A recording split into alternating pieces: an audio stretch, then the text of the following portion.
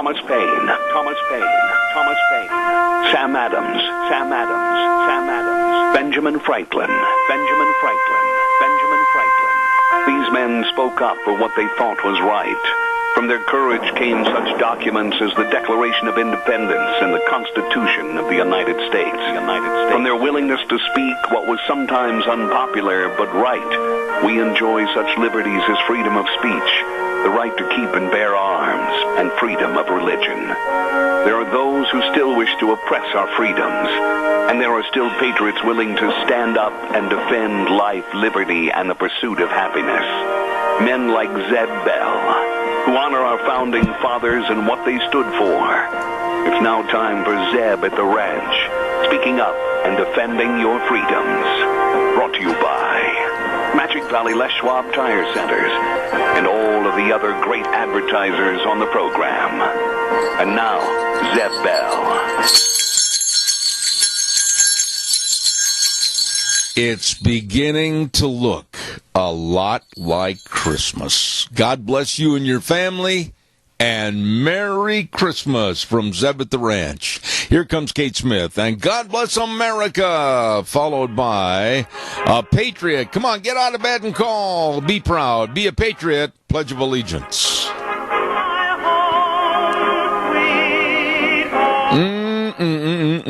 Good morning, Zeb at the Ranch. I'm Zeb Bell, and welcome to our Wednesday edition, December 14th program. And, of course, brought to you by our major sponsor, your Magic Valley, Les Schwab Tire Centers, all 7 locations serving you.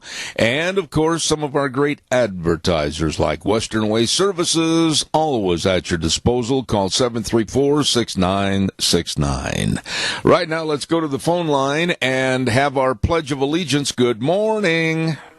Good morning, sir. Hey, Buckaroo, how are you? I'd be finer than a frog hair split 4 ways. Well, my goodness, give us the pledge, please. I pledge allegiance to the flag of the United States of America and to the republic for which it stands, one nation, under God, indivisible, with liberty and justice for all. Doug, I know that you're going to call me back here in a little bit. I know you well enough that I've got a story that I think is going to hit your heartstrings, and so I think we're going to get a return call from you. Have a great day, and thank you for the pledge. You're welcome. God bless you, man. Thanks. Hey, don't forget, right now it's time for the weather. I can tell you what the weather is. It's going to snow. It is snowing. Cheney Flooring and Home Design, 1228 Oakley Avenue in Burley. Look for the blue door. All your carpet and flooring, kitchen construction, home decor items. Right now for Christmas, you got to get in there. They've got phenomenal ideas. Whatever you need to make your house a home, Kyle and Whitney, the whole crew serving you at Cheney Flooring and Home Design. And right now, here's the weather. Well, things are going to start looking like winter, definitely and for sure. Scotty Cameron sitting in for Gina Jameson for your Zeb at the Ranch weather forecast. Yes, today it is going to be snowy, snowing on the outside currently. About a 90% chance of that happening to you today. Highs are going to be around 33. Then for tonight, rain and snow still likely, lows around 32. Could be looking for some showers coming up on Thursday and Thursday night.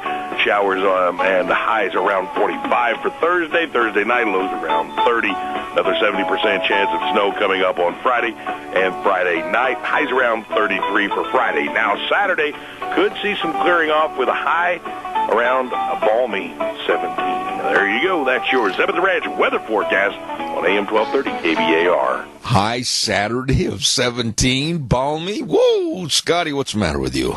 Hey, listen, Scott, thanks for the weather. Cheney Flooring and Home Design, 1228 Oakley Avenue in Burley. Number to call, 678-6945. Look for that blue door. Really good folks right there. Oh, my goodness, we got so much to do today, and got a lot of great guests coming on the program again, and I've got some personal notes about Christmas that I want to do today. And to be honest with you, coming up in about maybe, I think I'll do it after the 8:30 break, I've got a story about a Santa Claus and a little boy that yours truly probably will not get through without kind of bubbling up a little bit. It's one of the great stories of Christmas and giving. And we're going to have that at about 8:30 this morning. Want to remind you about Ramsey Heating and Electric at 2600 Overland Avenue in Burley. Number to call, 678-0459. They are and have been and will continue to be in the future your electric and heating headquarters. They've got it all, and they are the best. No brag, just fact. Ramsey Heating and Electric, 2600 Overland Avenue in Burley, open 7:30 to 5, Monday through Friday. And you heard Scotty, 17 for a high on Saturday. Better make sure your furnace is running efficiently with a clean air filter. Stop in and get them at Ramsey Heating and Electric, 2600 Overland Avenue in Burley. Tomorrow, we're going to be broadcasting live and direct from Denny's Restaurant, America's Diner at 611 Overland in Burley. And, folks, I always put out this plea, but you always answer the plea, and we have an outstanding success. Tomorrow we're having an old-fashioned Christmas party at Denny's Restaurant, America's Diner. I'm going to be over there broadcasting for all 3 hours of my program. Honestly and truly, I welcome you to come by, wish somebody or maybe a dear friend or a family member Merry Christmas on the air, and we're going to have the loot in the boot so we can garner some money to help out our needy families in the area.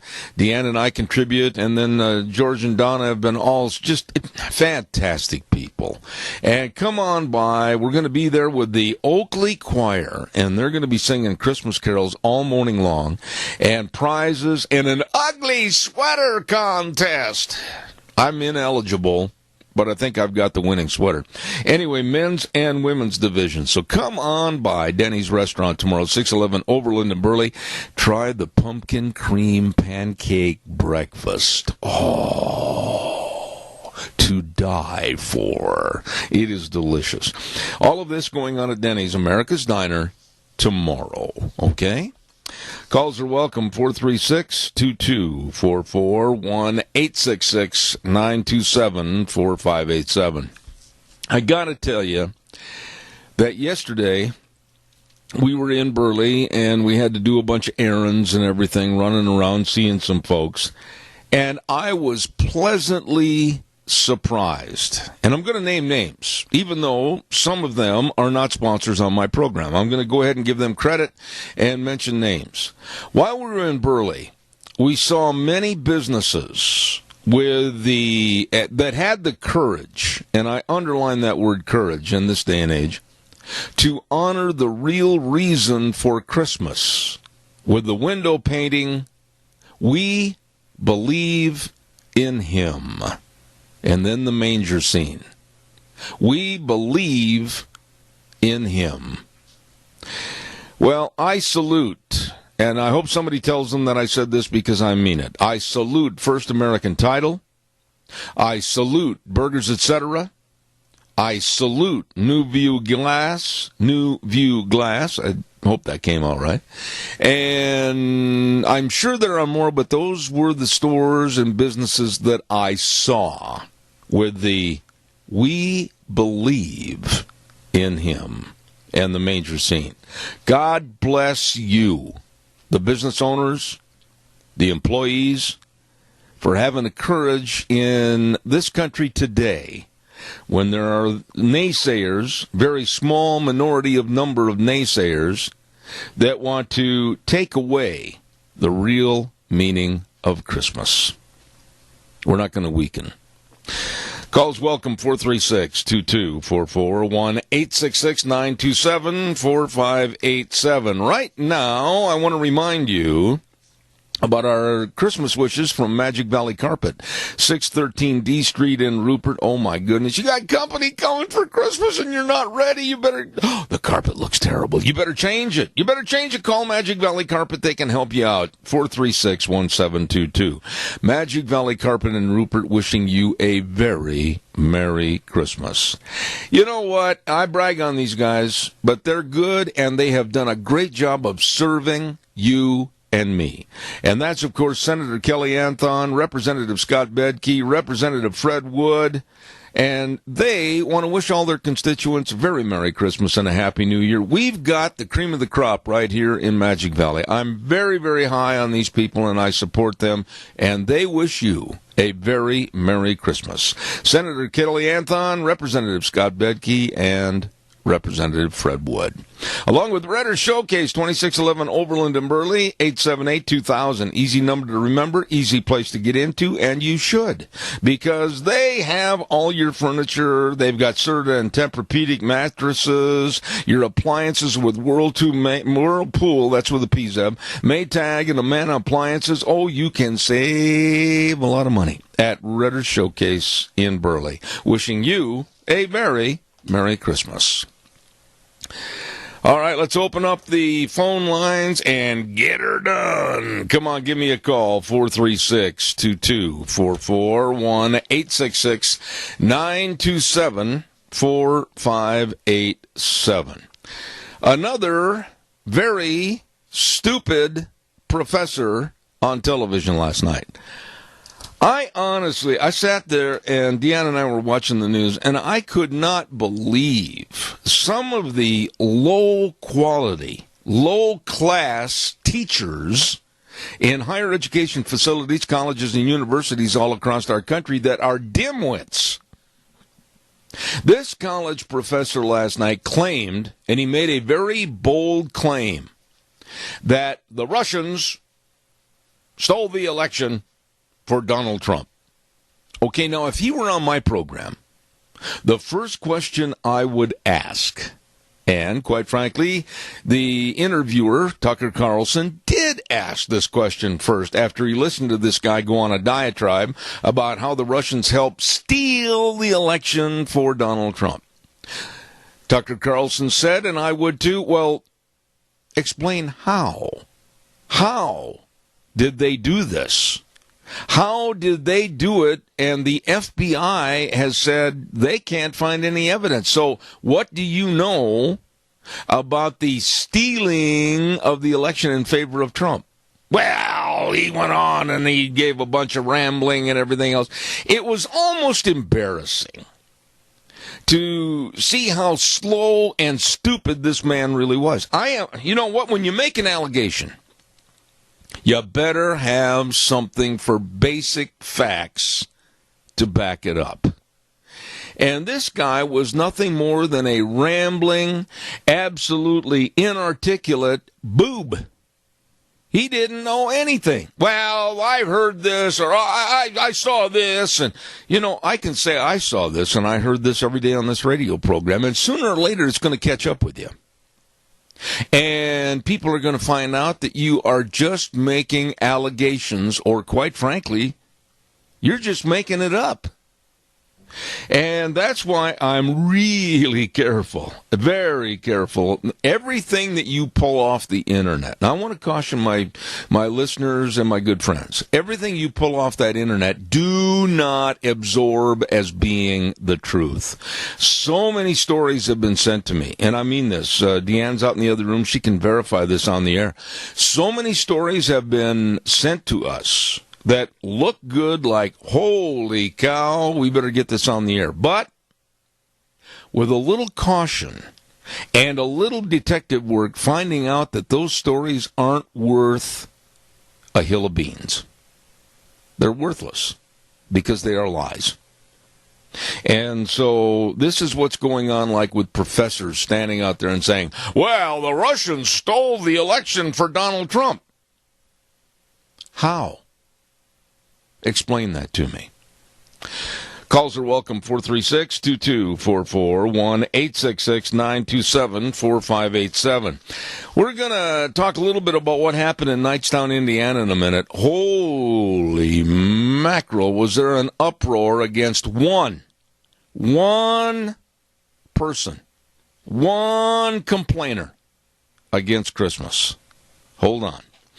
Burley Physical Therapy and Rehabilitation, 1263 Bennett Avenue, Suite 2 in Burley. Oh, my goodness, helping you get back to being you. You don't like the pain. You don't like all the aches and it. Well, you don't have to put up with them. You know, you've had surgery or maybe a little accident or broken bone, arm, whatever. Get in there and let them help you with the exercises. They've got the hydrotherapy pool. Oh, Nick Greenwell and all the physical therapists are fantastic. And it's true. They can help you get back to being you. 678-1191. Burley Physical Therapy and Rehabilitation. Please call them today. By the way, too, I want to remind you about Barry Equipment and Rental. 3 locations: South Lincoln and Jerome, Addison Avenue West in Twin Falls, and 159 West Highway 30 in Burley. And they are selling a lot of their used rental Bobcat equipment. And listen to this.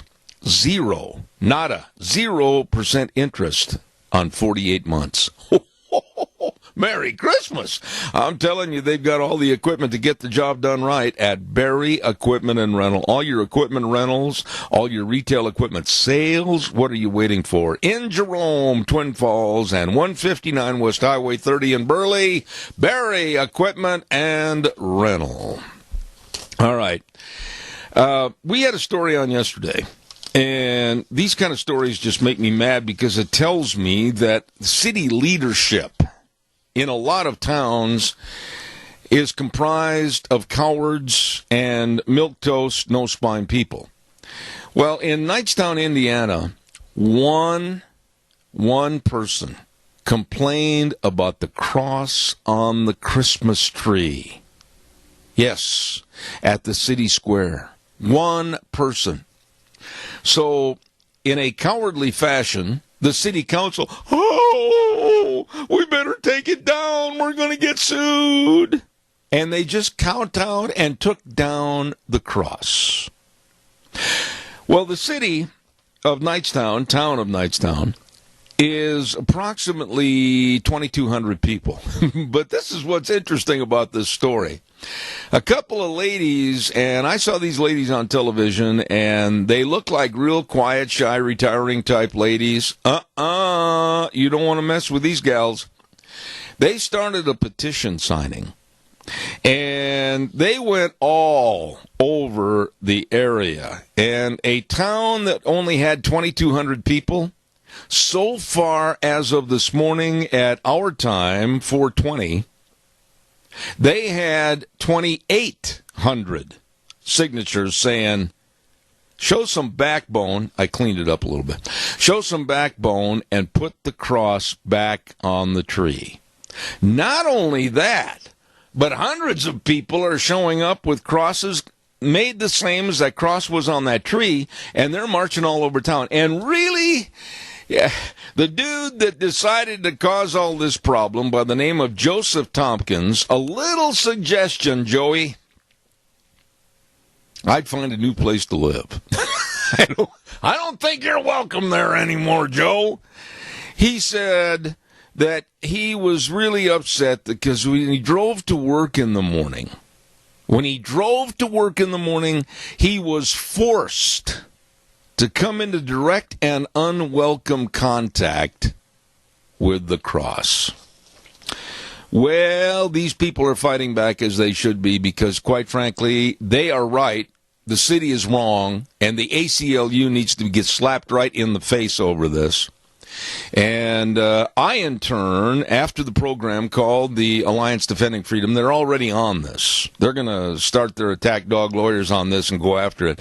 I think that this guy by the name of Joe Tompkins and the weak-kneed, no-guts city council back there, they're going to wish that they would have just called old Joey up and said, Joey, when you drive by, maybe you better have somebody else as a designated driver. Just close your doggone eyes and let it go at that.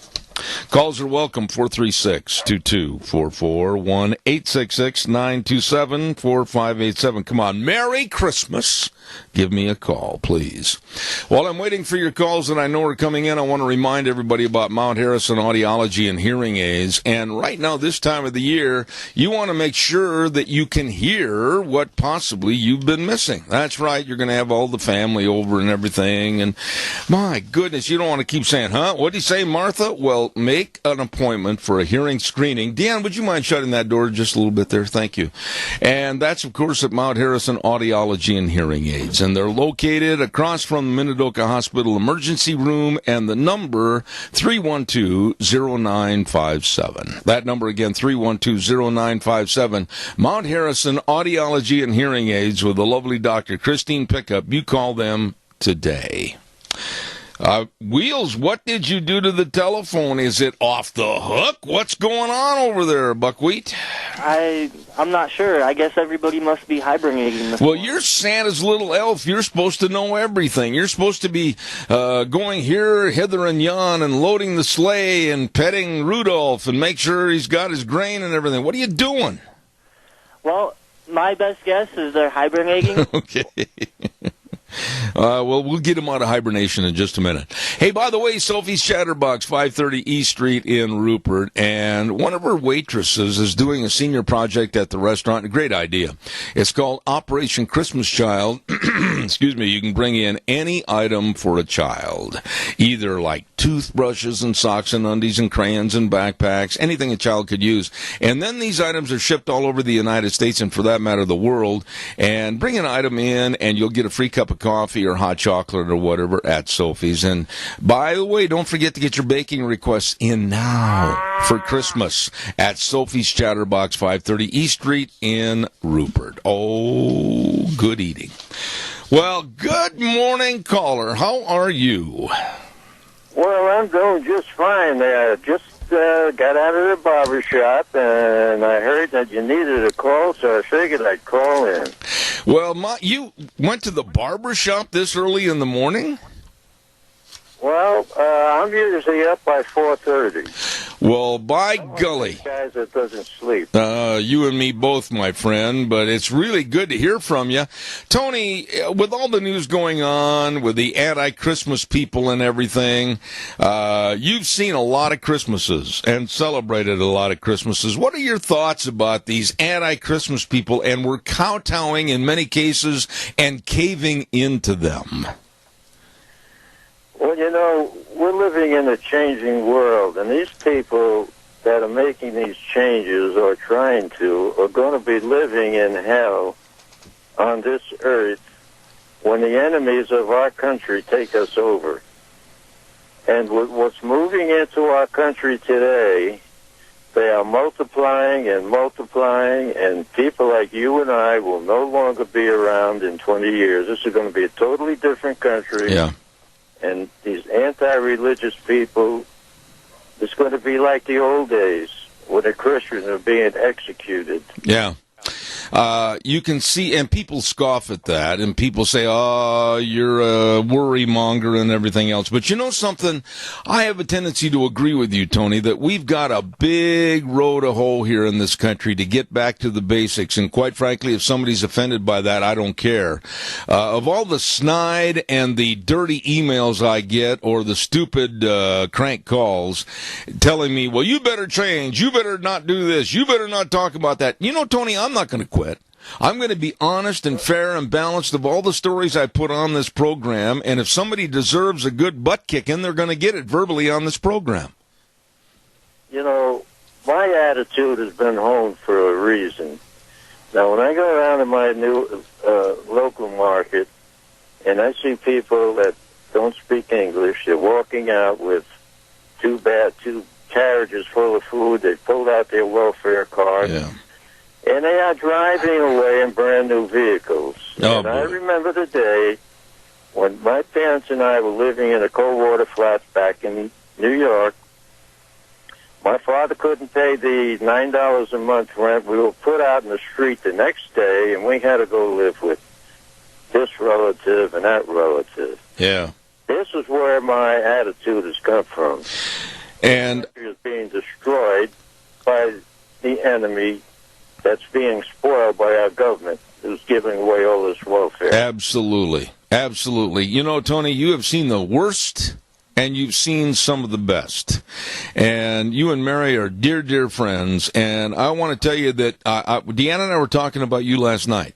We are going to be taking you and your lovely bride out to breakfast between Christmas and New Year's. So watch that phone. Don't you dare let it ring more than twice, because I'll be calling.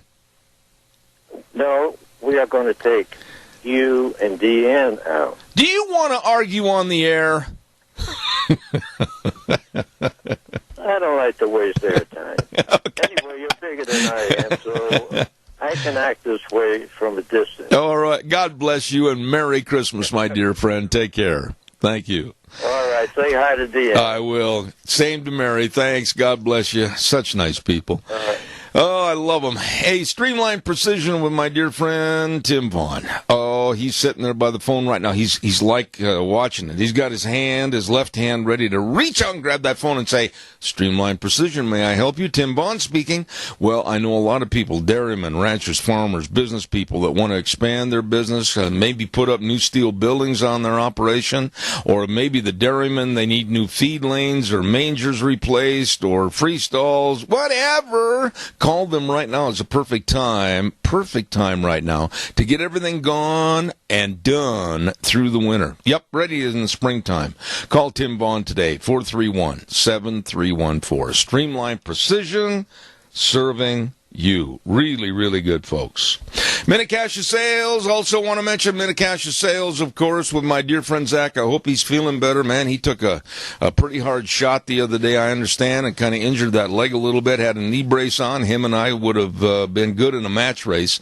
But Minute Cash of Sales, 1321 East Main Street in Burley, right across from the airport, 878-2091. All your lumber packages, all your shingles, all your great Western windows to keep the cold air out, and so much more, along with all the Tartar Farm and Ranch gates and panels. It's all there, and they sponsor Dr. History on Tuesdays. Minute Cash of Sales, 1321 East Main in Burley.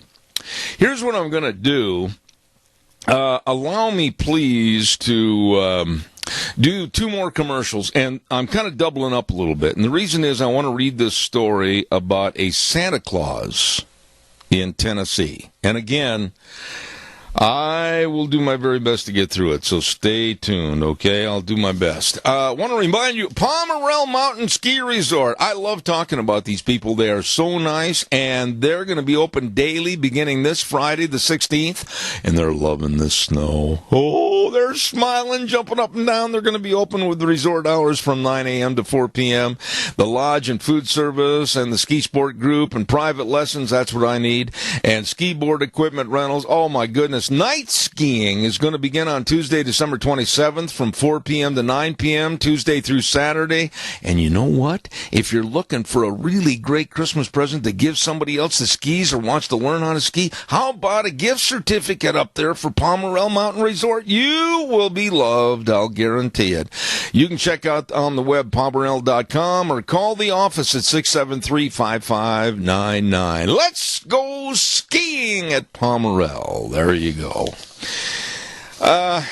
This next story, it absolutely hit my heart, and I have seen reprints of this story. It was in USA Today about 4 or 5 days ago.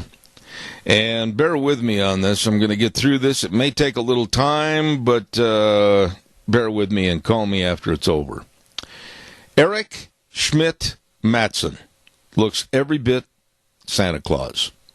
He is 6 foot tall, weighs 310 pounds, and he just loves being all year the epitome of Santa Claus. He's professionally trained and wears custom-tailored red clothing. Even when he's out in the summertime, he wears Santa Claus suspenders. Well, he absolutely had one of the most horrendous things happen to him a couple of weeks ago. But actually, it was a blessing. He said in his words, "I just gotten home from work that day. The telephone rang. It was a nurse I know who works at the hospital. She said there was a very sick 5-year-old boy who wanted to see Santa Claus. He told her, "Okay, just let me change into my Santa Claus outfit. I'll be right there." The nurse said, "No, there isn't time for that. Come quickly right now." Mr. Matson got to the hospital in 15 minutes. He met the lad's mother and several family members. The mother had bought a toy and wanted Santa Claus, Mr. Matson, to give it to her son. When he walked in, he saw the boy lying there, so weak it looked like he was ready to fall asleep. Mr. Matson sat down on his bed and asked, "Say, what's this I hear about you gonna miss Christmas? There's no way you can miss Christmas. Why, you're my number one elf." The little boy looked up and said, "I am?" And Mr. Matson, Santa Claus, said, "Sure." Mr. Matson gave him the present. The little boy was so weak he could barely open the wrapping paper. And when the little boy saw what was inside, he had a great big smile on his face, and he laid his head back down on the pillow. The little boy said, "They say I'm going to die," he told Santa.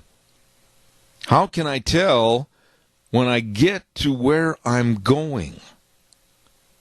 Santa said, and he asked Santa, "Can you do me a big favor?" "Sure," he said. "When you get there, you tell them you're Santa's number one elf, and I know that they'll let you in." The little boy said, "They will?" And Santa said, "Sure they will." And the little boy pushed himself up off the pillow and gave Santa a great big hug. And he said, "Santa, can you help me?"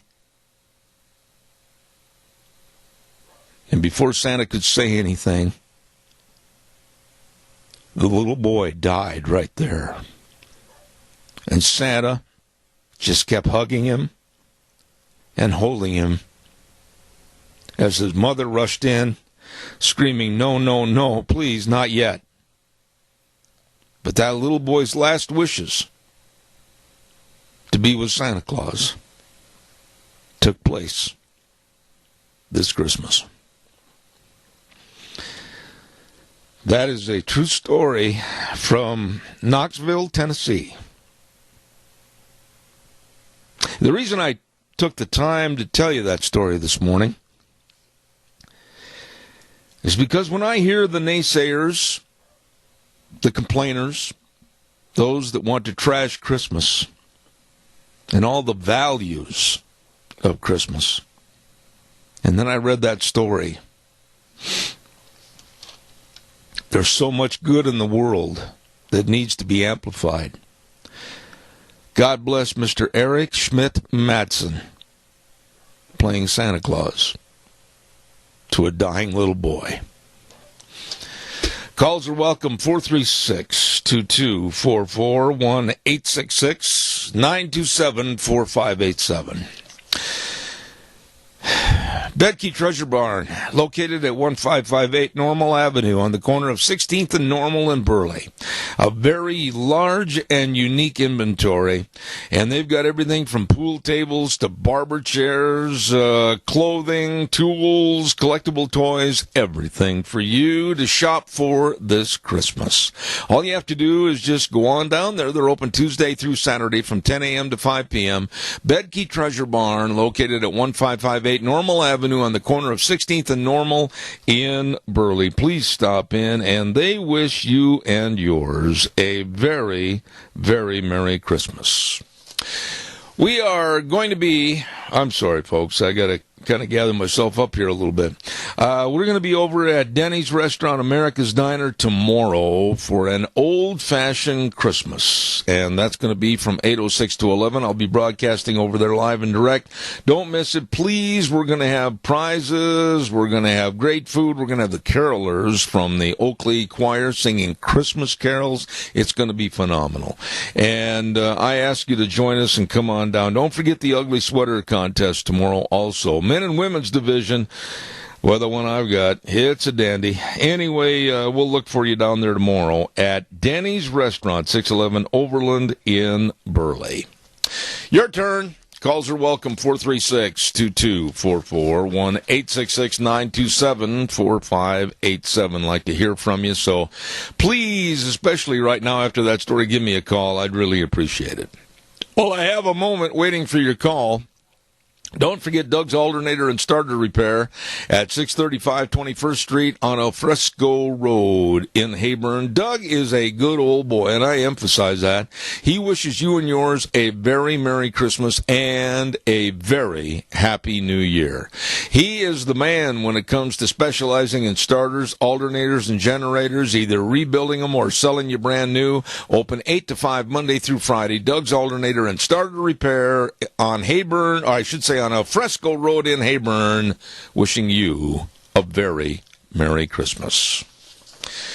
My goodness, please call 436-2244, 1-866-927-4587. Like to hear what you have to say this morning, so give us a jingle.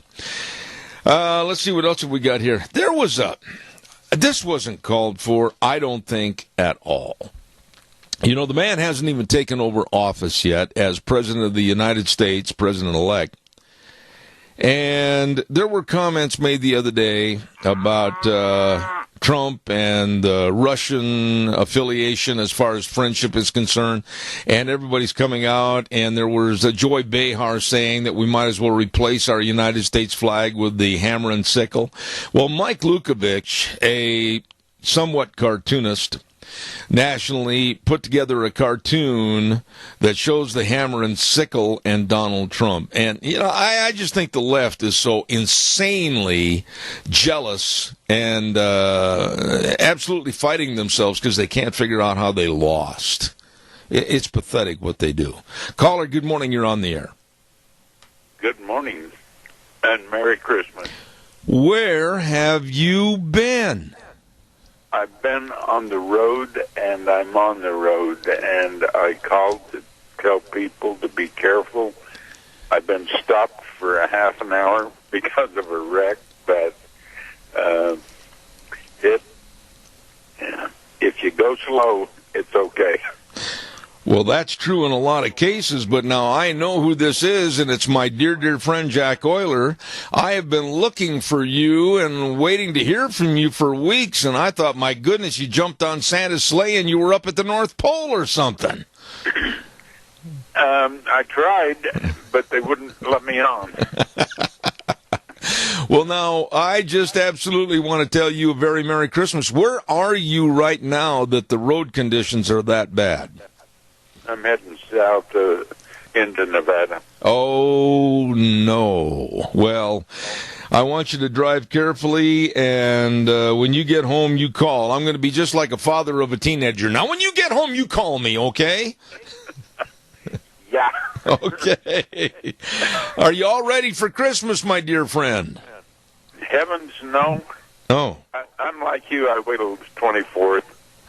Well, I'll tell you what we'll do. On the 24th, I'll give you a call, and we'll go shopping together so that you can buy my present and I'll buy yours, and then we won't have to travel a great distance to exchange gifts. Sounds good. Okay. God bless you, my dear friend. Merry Christmas, Jack. See ya. All right, buddy. Thank you.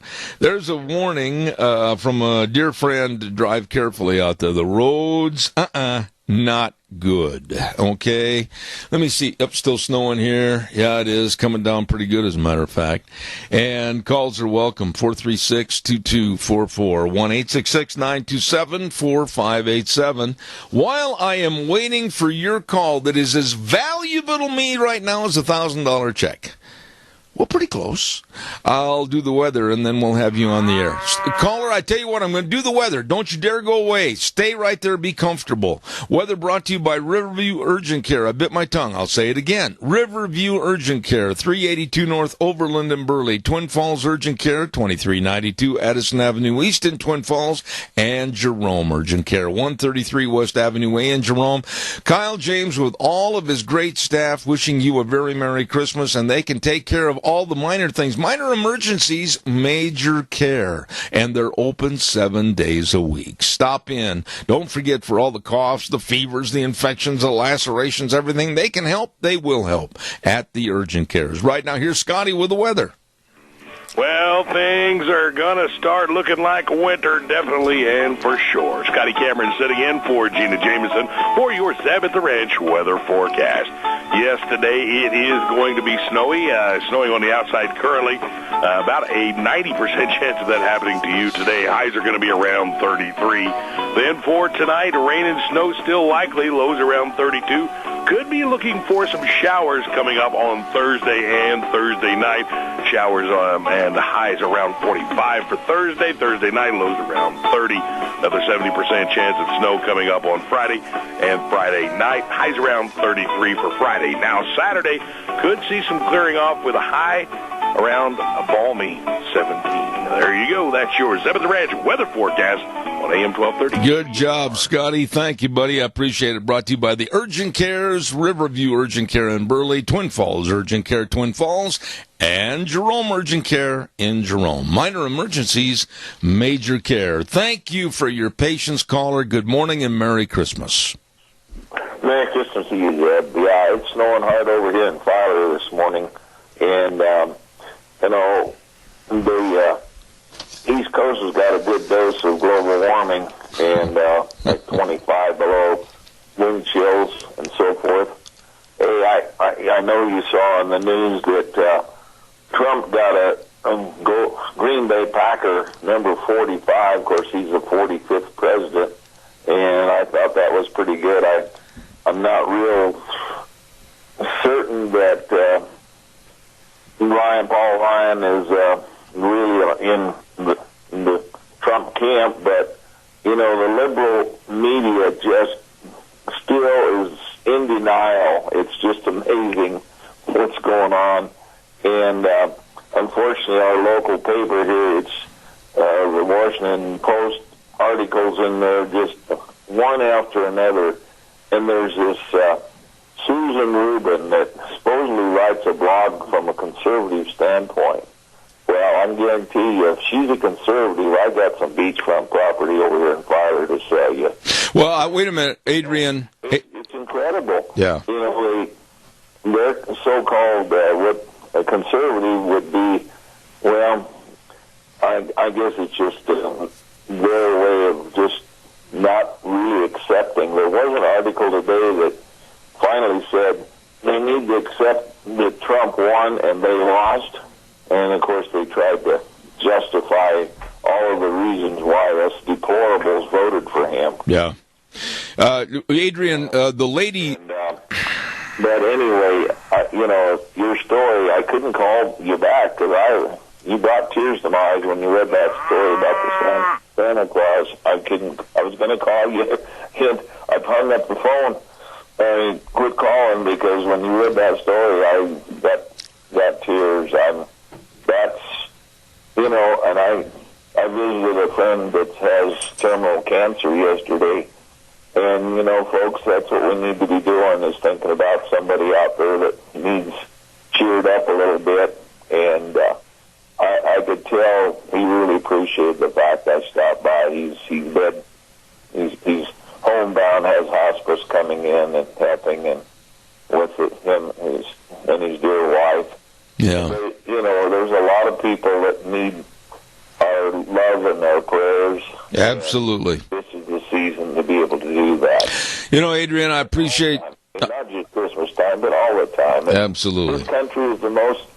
I see that Dolly Parton raised millions of dollars for those fire victims there in Tennessee and Kentucky, and That is the kind of benevolence. There's no country like this one. There's never been a country like the USA in the history of the planet.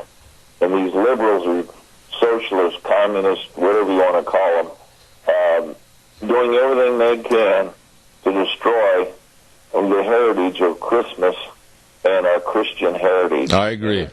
We just need to stand up and be counted and not let them continue to bully us. Absolutely. Adrian, I appreciate it, and I want to extend to you a very Merry Christmas. I got other calls waiting, but God bless you for your thoughts this morning. I always appreciate it. Thank you. Thank you, sir. That story is wonderful. All right, sir. Thank you so much. Caller, good morning. You're on the air. Go ahead, please. Good morning, sir. Yes, sir. That story is, I'll tell you what, it just touches your heart. If that doesn't touch your heart, there's something wrong with you. There has to be. You need to look in the mirror and get down on your knees and have a talk with God to see what's wrong with you. So, I debated, Doug, I got to be honest with you, I debated this morning whether or not to do that story, and the reason was not because of the content of the story. The reason was, and I'm going to be very honest, a lot of times I wear my emotions on my sleeve, and I didn't know if I could get through it. I'm right there with you, buddy. I'm right there with you. It's things like that just touch me. I'll watch a movie and I'll catch myself, and it's just a movie. It's a story, but if it's very touching and emotions come out. Well, and nothing wrong with that. If there's a man out there that says he doesn't have any emotions, I feel for him. Well, you're the kind of a guy, and you're quite a bit similar to why I am, human beings are people that have feelings and love and hate and emotions of crying and laughing and everything else. And I've maintained through the way I was brought up and everything that you don't hold all that stuff in and be stoic. But when I read this story about this man that tries to imitate and emulate Santa Claus 365, 24/7, and basically that little boy and the last wishes, you could take, I think, the most hardened individual, and it might find a soft spot. I think you're right. I think you're right. And the Lord is using that man absolutely for good. Absolutely. That's his calling in this world. That's why the Lord put him on this world, to do that, to bring happiness. Well, and I appreciate your comments, as always, my dear friend, and I'm going to say it to you and everybody else. Merry Christmas, Doug. Thank you. Merry Christmas. All right, buddy. One thing I'd like to ask you. Yeah. And your listeners out there, if not viewers, listeners. Good thing they're not viewing. Well, they are people that are. Well, wait a minute. In fairness, though, we have about, I don't know how many thousands of people that watch on the internet with the cameras that we have set up here in the studio on ZebBell.com. I'll have to get on one day and watch that. I dress fairly nice in the morning because I can't be a slob anymore. Can't do it in your pajamas. No, more information than they needed. But anyway, what I don't understand and can understand is how you can lie about somebody, cause damage, and be liable for it because of what you've said. But if you're standing on the Senate floor, you can lie all you want and can't be held liable. Harry Reid has done this for a living, lying and absolutely distorting the facts as the leader of the Senate, and I have nothing but bad things to say about him and the way he's conducted his business politically. And there's a lot of politicians, not only Democrats. There's a few Republicans. Absolutely. Does the same thing. Absolutely. And I feel that something ought to be done about that. I agree. Doug, I got to run. I'm running late, but Merry, Merry Christmas. Thank you. Merry Christmas, and God bless. All right, buddy. Thanks. We got Christmas wishes from the Goodie Shop. Oh, my goodness, Shelley and her crew. These people are the best. Phenomenal folks at the Goodie Shop, and they can make up all kinds of baskets for you, and they just lunch baskets, sandwich baskets, fruit baskets, cookie baskets at the Goodie Shop, 133 West Main in Burley, along with the Burley Area Merchants Association wishing you a very Merry Christmas. Come find Bella the Elf hiding in 25 stores. And when you find Bella, put your name in the box for the store's weekly drawings. You might be a big winner, all right? Stop in to all the merchants in Burley at the Burley Area Merchants Association, wishing you a very Merry Christmas.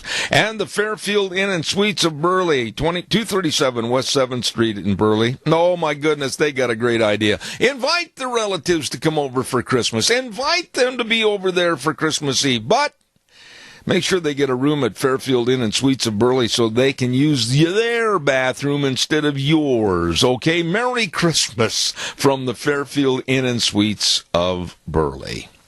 Caller, I've only got 30 seconds real fast, and if you go longer than 30, I'm going to have to cut it off because I got another commercial. Go ahead real fast. Yes, I just called in to tell that guy with his beard above his lip Merry Christmas and a Happy New Year, and I was going to relay that on to that beautiful bride of his that is so kind and considerate to take good care of him. Well, God bless you, Jerry. Merry Christmas, and I got to run, but call me again when I got more time, man. I appreciate it. May the Lord bless you, and may the Lord bless your whole audience. Thank you, Jerry. Appreciate it. I want to remind everybody real quick before we go to the news about my major sponsor. And, boy, look at the snow outside. Oh, yeah, you're just kind of hitting yourself upside the head with your knuckles going, oh, why didn't I go in there yesterday or the day before? Well, you still can go in there right now and get the traction tires. Oh, yes, at all 7 locations. The snow and the ice tires for your car, your pickups, your SUVs. Please drive careful. Stop in and get the tires that are going to get the job done for you. Tire chains, the best in batteries. Oh, my goodness, yes, they've got the best in batteries. Have your battery checked, and if it's kind of getting low and old, you better replace it for safe driving this winter. And, of course, the best in brake service, front-end alignments, all of this along with the best in service at your Magic Valley Les Schwab Tire Centers with Lane and Rupert, Dave on Blue Lakes and Twin, Mike and Buell, Mike and Jerome, the Twist family and Paul, Daniel on Pole Line in Twin Falls, and Randy on Overland in Burley. The best. Your Magic Valley Les Schwab Tire Centers. Got to run. We'll be back in 7 minutes. Wheels, take it away. Merry Christmas. Oh, my. Merry Christmas, and a Happy New Year. There you go. Welcome back to hour number 2, Zeb at the Ranch. I'm Zeb Bell with your major sponsor. Yes, sirree, Bob, we're real proud of these folks. Les Schwab Tire Centers, all the Magic Valley Les Schwab Tire Centers. Man, you better get in there today. The snow is really coming down. And don't forget to some of our great advertisers like Western Waste Services. From the canyons of the Snake River and all across southern Idaho, we're always at your disposal. Western Waste Services, we care about our community, our resources, and this great land. Western Waste Services is lending a hand, always at your disposal. Western Waste Services. You know, I mentioned this a couple of days ago, and we've had some calls on this. What a great idea from Western Waste Services to call them at 734-6969 and say, hey, my neighbor or my aunt and uncle or my grandpa and grandma or my mom and dad, you know what? I'd like to get a gift certificate for you, Western Waste Services, to pick up their garbage for a year or 6 months or a month, whatever. And that is a great, great idea. Call them today, always at your disposal. Western Waste Services, 734-6969. Really, really good people. Hey, talking about good people, I want to remind you about Quality's Electronics, 1730 Kimberly Road in Twin Falls. Oh, my goodness, extended hours for Christmas shopping. 9 a.m. to 7 p.m. Monday through Friday, 9 to 6 on Saturdays. And don't forget, they've got the best, great deals on televisions, small and large, from the itty-bitty 19-inch all the way to the big dudes, 85-inch screen sizes. Oh, my! Merry Christmas from Quality's Electronics, 1730 Kimberly Road in Twin Falls. Really, really nice people. Oh, by the way, don't forget, tomorrow is sale day at the Burley Livestock Sale Yard, and they're going to have a sale within a sale. That's right. They're going to start at 10 o'clock in the morning with their regular run, and then at 1 p.m. they're going to have a great big stock cow sale. Oh, boys, I'm telling you, some old, some young, middle-aged cows, all of this going to be there tomorrow at the Burley Livestock Sale here. You do not want to miss tomorrow's sale. I'm telling you, it's going to be ripping good at the Burley Livestock Sale, and that's, of course, right there on Occidental Avenue in Burley. You be sure and call 678-9411 for sale information. They can darn sure help you. Merv, me, and the whole crew at the Burley Livestock Sale. Let's see, where am I right now? I've got to get this on, and then real quick, I want to remind everybody about Ark Animal Hospital. Hello, Dr. Bill, Dr. Liz, and the whole crew at Ark Animal Hospital, 750 21st Street over in Hayburn. And they have the warm hearts for the cold noses. That's right. It's a mixed animal practice, meaning big or small. You could take a rhinoceros in there or a dachshund puppy, and I'll guarantee you they love them all. You be sure and stop in and see them today. Ark Animal Hospital, 750 21st Street in Hayburn. Number to call, 678-1177. Wishing you a very Merry Christmas. Well, right now, we're going to talk to Mr. Dave Bego, my buddy, and I don't think he is at his office right now this morning. Let's check and see. Good morning, Santa Claus, better known as Dave Bego. How are you? Oh, I didn't know I was a Santa Claus, but I'm doing fine. How are you, Zeb? Not too bad. I'm just sitting here looking out my window, and the temperature not real warm, and we're getting a whole bunch of snow right now. Where are you, Mr. Bego? Well, I am in a place where it's 71 degrees and very nice outside, and in southern Florida. Put some pepper on your tongue. Shame on you. That sounds great, man. Dave, I got to ask you, what about what's going on in politics? The Democrats will not give up. The liberal left will not give up. They absolutely are going insane, tearing their hair out, gnashing their teeth. They just can't accept that Trump's got this election. They're making threats to the Electoral College. I mean, next Monday, the 19th, is the day the electoral votes are going to be turned in. I mean, what are your concerns right now? Well, Zeb, the Democratic Party, as I've spoken many times and in my blogs, and the union bosses who are, tied together, they are very concerned they're in a death spiral. And that if Trump comes in with the appointments he's talking about and his vision for things, with especially with the labor unions, they're dinosaurs anyway. They'll become extinct. And when they do, here's the problem. This is what everybody has to understand, is that the majority of the dues money they collect, 50% of it, goes to politics, and 90-some% of that goes to the Democratic Party.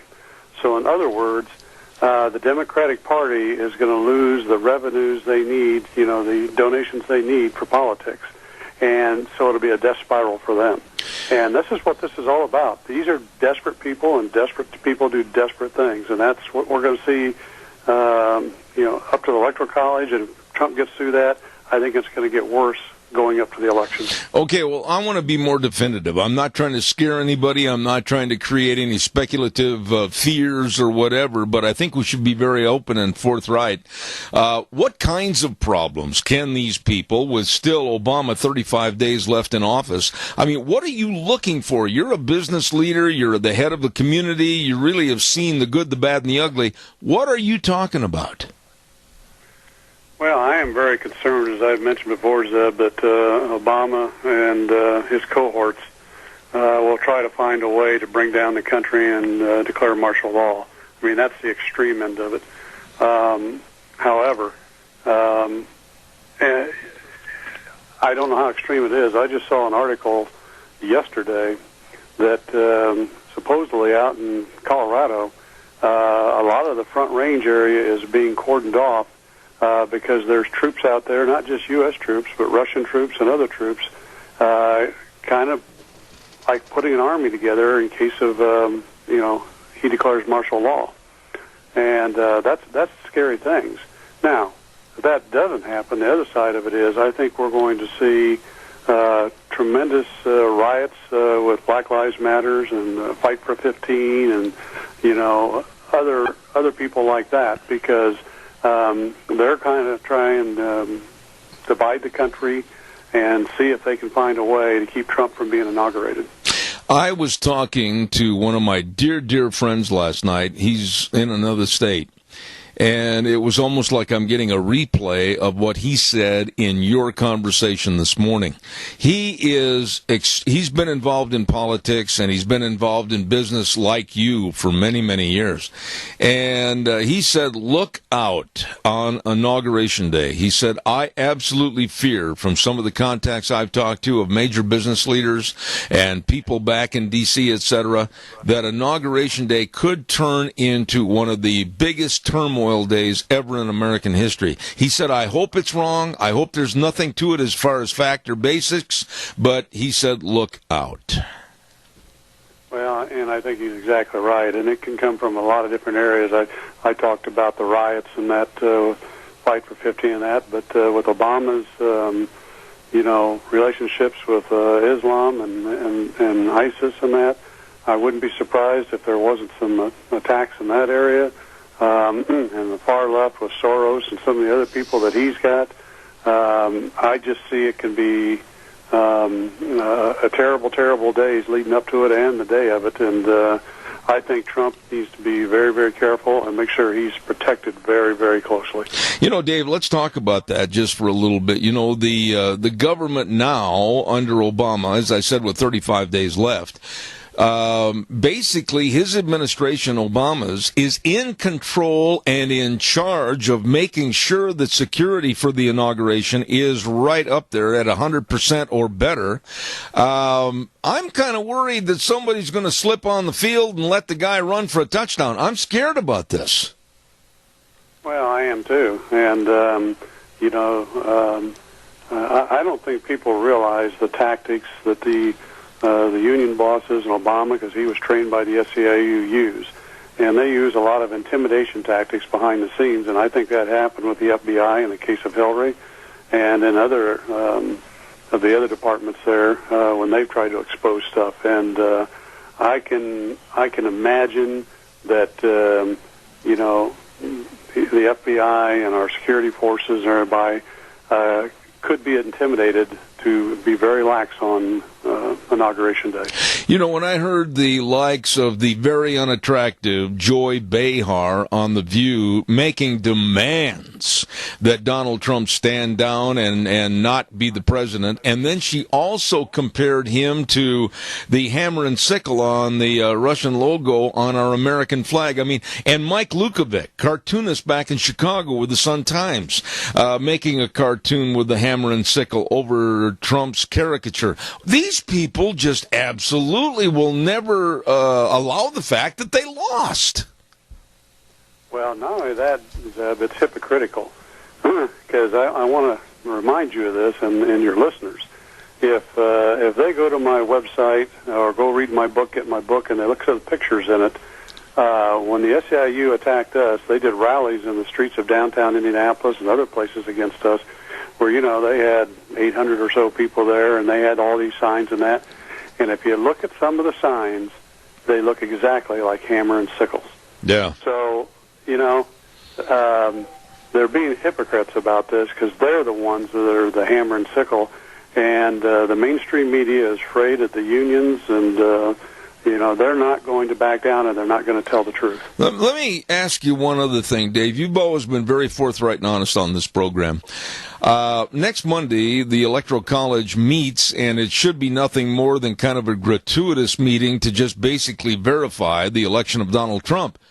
I'm not so sure. Now I'm starting to have second guesses about what they're going to do. They've had death threats. They've had physical threats against them. They've had warnings. There's been a lot of arm twisting going on. What are your thoughts? Well, again, Zeb, to your point on the threats and the intimidation, this is typical of what they do.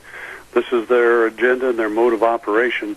And when you talk about Obama and the left and the union bosses and stuff like that. And, I also see an article where 40 electoral college members are now calling for an intelligence briefing before they vote.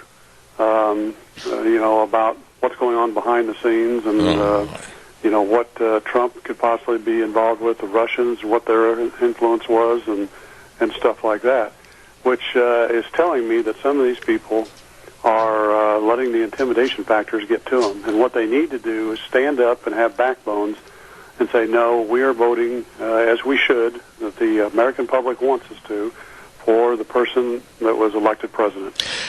I'm not going to mention names on this program because I don't have his permission after our private conversation, but I talked to a major general in our military not too long ago, and he agreed with me that I think Russia is not the worry right now today. It's not Putin. It's not anything to do with the Soviets, if you want to call them by their old name. Right now, the major scare for the world is the cancer that's growing through Islam with the Islamic jihadists and ISIS. And nobody is going to wake up to the fact that we're being infiltrated in this country, more so every day by people we don't know, have any clue who they are.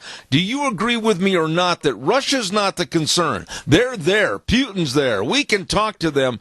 But this cancer called ISIS is really expanding.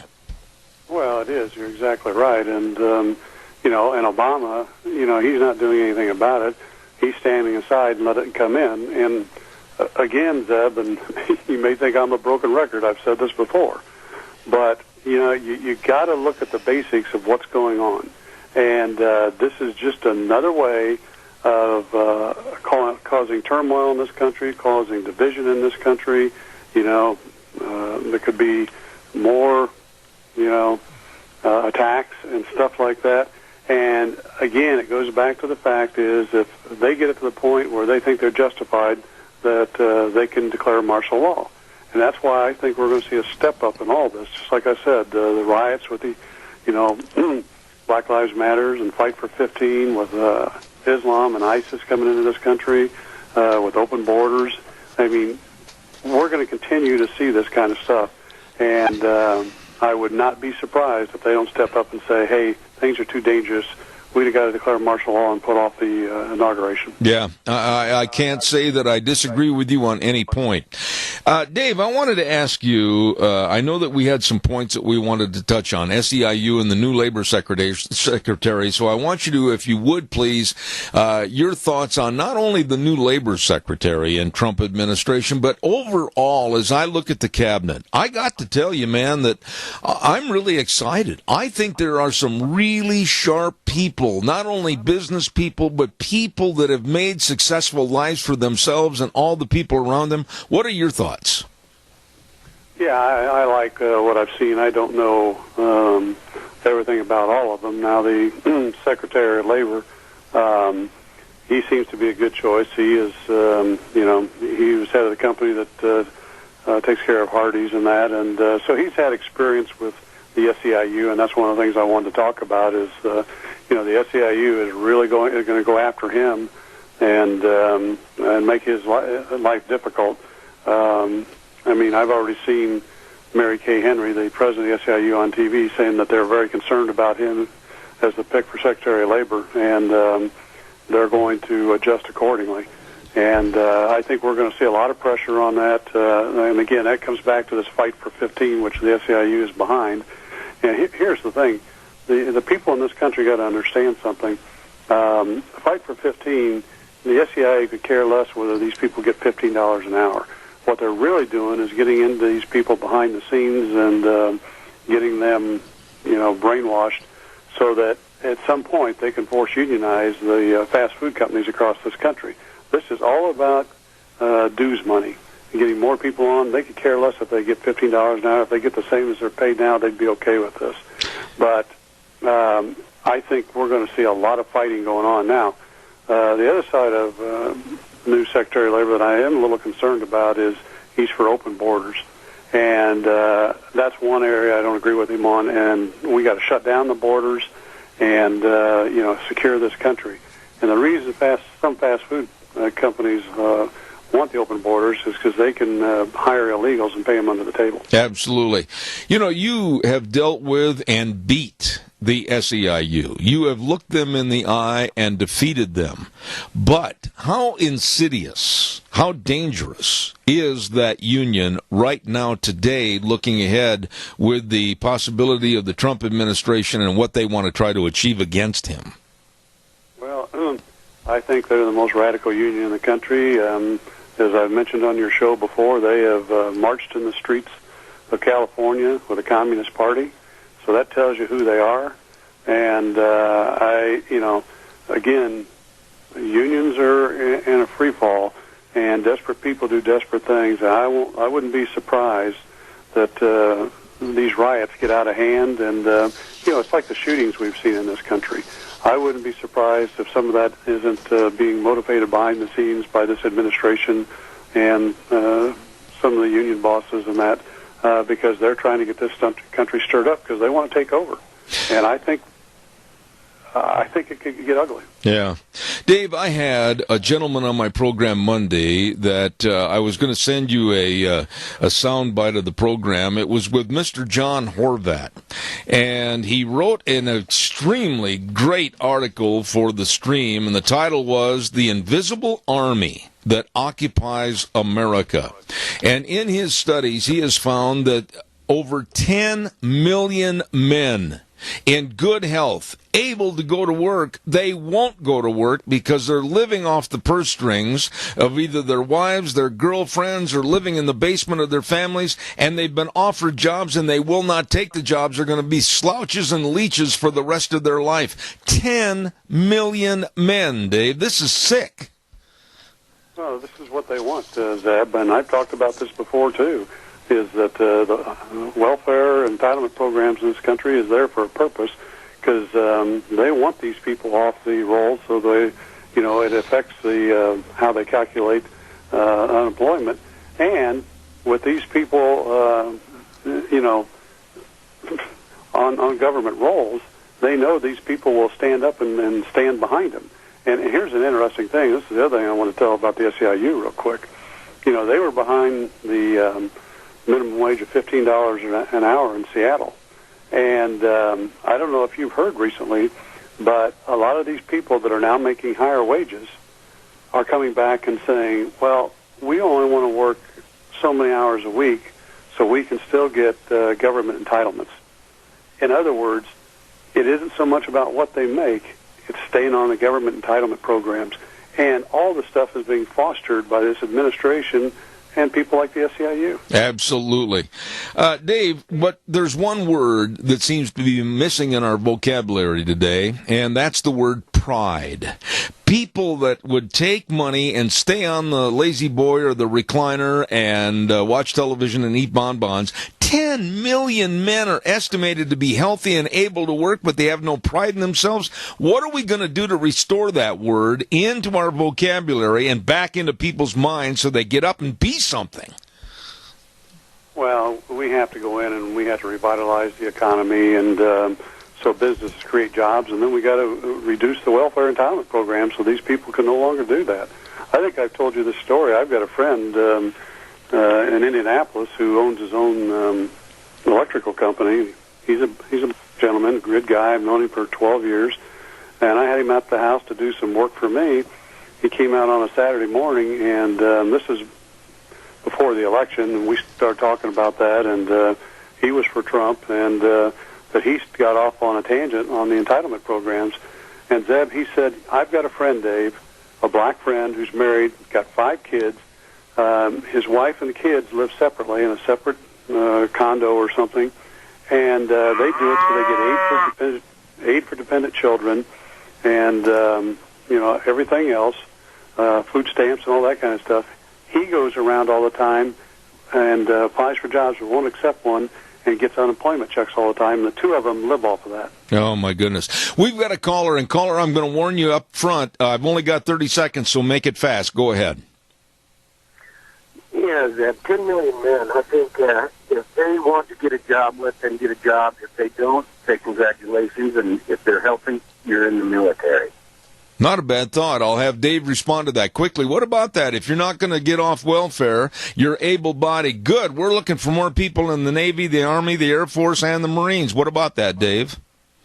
Well, I think it's an option. I do, and I agree with your caller. And I'm a firm believer on the entitlement programs that if people are going to be on entitlements, then they're going to have to do work for the government at some point, whether it's in the military or something else, because people shouldn't sit around and live off the government and leech off the rest of society. Absolutely.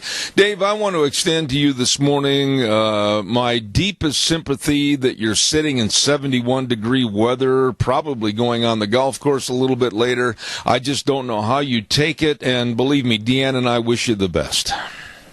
Well, I thank you, and I just one last note is I'm down here seeing customers for the holidays and that, and like last night, one of our big customers, we were out to dinner and we had a few glasses of wine. So we are enjoying the atmosphere down here. I knew there'd be a slight stab in the back about the wine. Thank you, Mr. Bigo. Merry Christmas. Merry Christmas to you, too. All right. Take care, my friend. Dave Vigo, Indianapolis, Indiana. Great, great friend of this program. You know, other great friends I want to talk about, and I really compliment Hanson Mortuary at 710 6th Street in Rupert with my dear friend Joel Heward, the manager, his family, and the staff. All of them wish you a very Merry Christmas and a Happy New Year. And they know that they want to be there to serve you in the passing of a loved one. It's such a tumultuous time, and you don't know what to do. You don't know how to get it all put together. They can help, always, with the highest ethical standards, with unquestioned integrity. Hanson Mortuary, 710 6th Street in Rupert. The number to call, and remember, 436-5636. I'll repeat that again, 436-5636. Hanson Mortuary in Rupert, serving you and your family. Merry Christmas wishes real quick go out this morning to, let me get my list here real quick. Joe Taylor, doggone it, good morning and Merry Christmas to you. Dear, dear friend at 425 Overland and Burley. He's moved over to River Bridge Realty, and he is one of the best real estate agents ever. So get a hold of him, my buddy Joe Taylor, and he's with River Bridge Realty, wishing you a Merry Christmas. And our dear friends, Clark's for Shopping at 100 East Main in Oakley. They've got the best doggone sausage you ever had in your life, made from Grandma's recipe, bulk, patties, links. Clark's for Shopping in Oakley, wishing you a very Merry Christmas. In just a moment, we're going to have a gentleman back on my program that I had on the show approximately 2 weeks ago, and I really like the guy. He's a straightforward, straight-shooting guy, and we'll have him on in just a minute. Citizen Kelly, so stand by. Don't forget Cameron and Siemens Insurance, Highway 24 in Rupert. The very best of protection for your life insurance, health insurance, retirement planning, employee benefits. These are the professionals. They know, they care, and they get the job done. Please, they're dedicated and responsive to your needs. You call them for an appointment today, 436-4424, Cameron and Siemens Insurance, Highway 24 in Rupert. The professionals. You know what? With this snow falling, all this angel dandruff on the ground, I'm telling you what, I know some folks that are sitting at their desk right now going, and they're smiling like Cheshire cats. Yes, they are. And that's the folks over to Let's Ride, 270 Highway 24 in Rupert and the world. Man alive, they are busy. They've got all the brand new snow machines over there. They're open Monday through Friday, 9 to 6, Saturdays, 9 to 5. Go on in and check out the snow machines. Go on in and check out the closeout on the 2016 four-wheelers. Save a lot of money. And don't forget they've got great Christmas shopping there for all the accessories and the best of a service department. The best. Let's Ride. 270 Highway 24 over in Rupert, where the fun is sold. Let's go to the phone line right now, and I had this gentleman on, like I said, a couple of days ago, and I really wanted to get him back on again because he is a straight shooter when it comes to problems in our country and lives back in the Chicago area, and I can't think of anybody that knows more about the insanity going on with the sanctuary cities than Citizen Kelly. Good morning, sir. How are you? Wonderful. Thank you for having us. You're very welcome, sir. And in the windy city of Chicago, the home of my favorite all-time baseball team, the Chicago Cubs, the home of my favorite all-time hated football team, the Chicago Bears, because I'm a Packer fan. How are things going on this morning? Well, I wish I could say. I wish I could say things are great. My nature is to say that everything is wonderfon, but sadly, the city of Chicago, Rahm-occupied Chicago, is still occupied by Rahm Emanuel and his cronies and corruption and crime and violence. And until we get rid of Rahm Emanuel, I'm afraid the city of Chicago will still be under a cloud. Let me ask you this, if you would, sir. I think a lot of my listeners have no idea as to how dangerous and how complicit with crime and criminals Chicago is today under the leadership of so-called leadership of Mayor Rahm Emanuel. Give us kind of a thumbnail sketch as to how bad it really is. Well, we've had 8 years of Barack Obama as president of the United States. That would not have happened but for Rahm Emanuel. So when I talk to my conservative friends nationally, they say, well, what happens in Chicago, the people of Chicago deserve whatever happens in Chicago. And I point out to them, I say, look, if that were the case, then that would be fine. If what happens in Chicago stayed in Chicago, then I suppose I could understand you feeling that way. But the problem is, what happens in Chicago does not stay in Chicago. What happens in Chicago very often goes directly to the White House and affects the entire country and the world. So we've had 8 years of Barack Obama, who claims Chicago as his home, as you well know, and one thing is for sure, Chicago is not better off. Chicago's worse off. I thought, if nothing else, having Barack Obama in the White House would somehow improve conditions in Chicago, the south side of Chicago in particular. But it's actually exponentially worse. So, I mean, you tell me. You explain it to me. How can you have someone who claims Chicago as home, who represented the south side of Chicago as a state senator, as president of the United States for 8 years, and not only is the south side exponentially worse, but the entire city of Chicago is up for grabs. It's not only the crime; it's pensions are unfunded, police and fire. The police force has been not only downgraded in terms of personnel under Rahm Emanuel, but the morale of the Chicago police has just been completely hijacked under Rahm Emanuel, and as a result, we have crime spiking through the roof. Let me, if I may, take about 45 seconds or so to read to you, my friend, a paragraph from my blog that I write weekly, and I want you to respond to it, okay? I said on my program last week that we, the American taxpayers, should organize a huge tax-paying revolt. No money on April 15th. We are aiding and abetting illegal and criminal activities to flourish, and we're accomplices by giving sanctuary cities, through our federal government, the funds to break the law. If it were any other situation of sheltering or providing assistance to illegal activities and criminals, we'd be arrested as accomplices. Citizen Kelly, I'd like you to respond to what I said in my blog last week. Well, I certainly understand where you're coming from, but as I'm sure you know, Rahm Emanuel, his cronies, they can apparently raise any money, any taxes, use any funds for any purpose under the sun.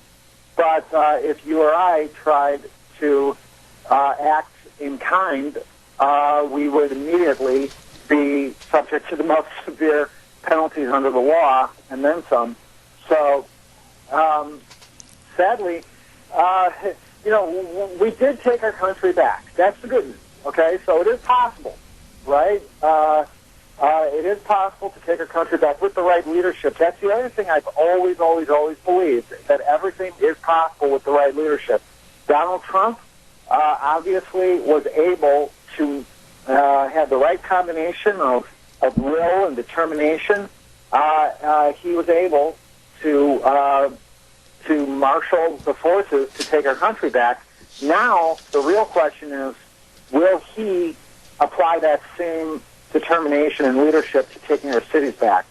And this is really where the rubber's going to meet the road. This is the real test of wills, and the real test of I guess you could actually even say the real test of agendas here, because on January 20th, Donald Trump has the opportunity to defund sanctuary cities. Will he do it, or will he cave to Rahm Emanuel? So far, every politician other than myself, everyone who's ever run against Rahm, or anyone who's ever gone up against Rahm, has caved in. Will Donald Trump cave in to Rahm Emanuel? We'll find out on January 20th. Bill, you have been very, very outspoken in your animosity against Rahm Emanuel and the way the city politics in Chicago has played out, et cetera, and what's going on with these sanctuary cities. Are you, as a private citizen and involved in the media, et cetera, are you concerned about your remarks as far as any retribution against you?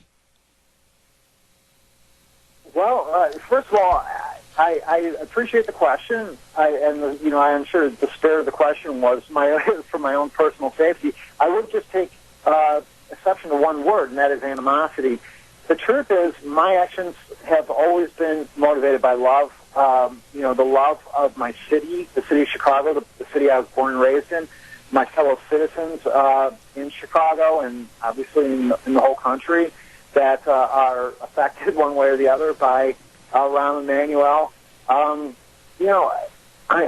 full of love and nothing but love and enthusiasm for our great city. No, I think you meant Bill. Wait a minute, Bill. Wait a minute. You misunderstood. Emanuel, who has animosity for the people of the city of Chicago. There's no other way to describe or to explain or understand his actions towards the city of Chicago. So we need to take our city back. We need to, since the November election, presidential election, I've felt an incredible burden lifted from my shoulders. I feel like, faith and patriotism are back in style again. I would like to do the same thing for the city of Chicago. As you know, when I ran for mayor against Rahm, we definitely raised some issues that the Chicago media is afraid to raise.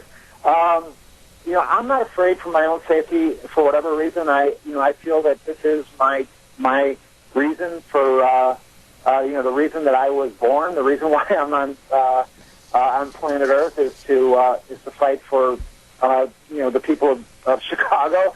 But sadly, there aren't a lot of people in the city of Chicago who are in the media, for example, who are willing to ask Rahm Emanuel any tough questions about the crime rate, the out-of-control taxes, the plummeting credit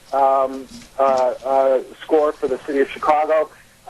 Chicago is really a city on the brink, and I think that and there's only one question now that really remains to be seen, and that is, will Donald Trump cave in to Rahm Emanuel? And we'll find that out on January 20th, Inauguration Day. Well, yeah, I think you misunderstood. I didn't mean animosity you towards the city. I was talking about the leadership of the city and also the very biased liberal media animosity against you. That's what my concern was, because you've been very outspoken about promoting Chicago as a bigger, better city, not tied to federal funds to make it a sanctuary city. I think you misunderstood the way I phrased it. Oh no, I understood. I just wanted to make it crystal clear that my actions are completely motivated out of love. Rahm Emanuel is the one who I believe has animosity towards the people of Chicago, and I think real Chicagoans, they feel that, they understand that now, and the sad thing about it is that the average Chicagoan really has no recourse.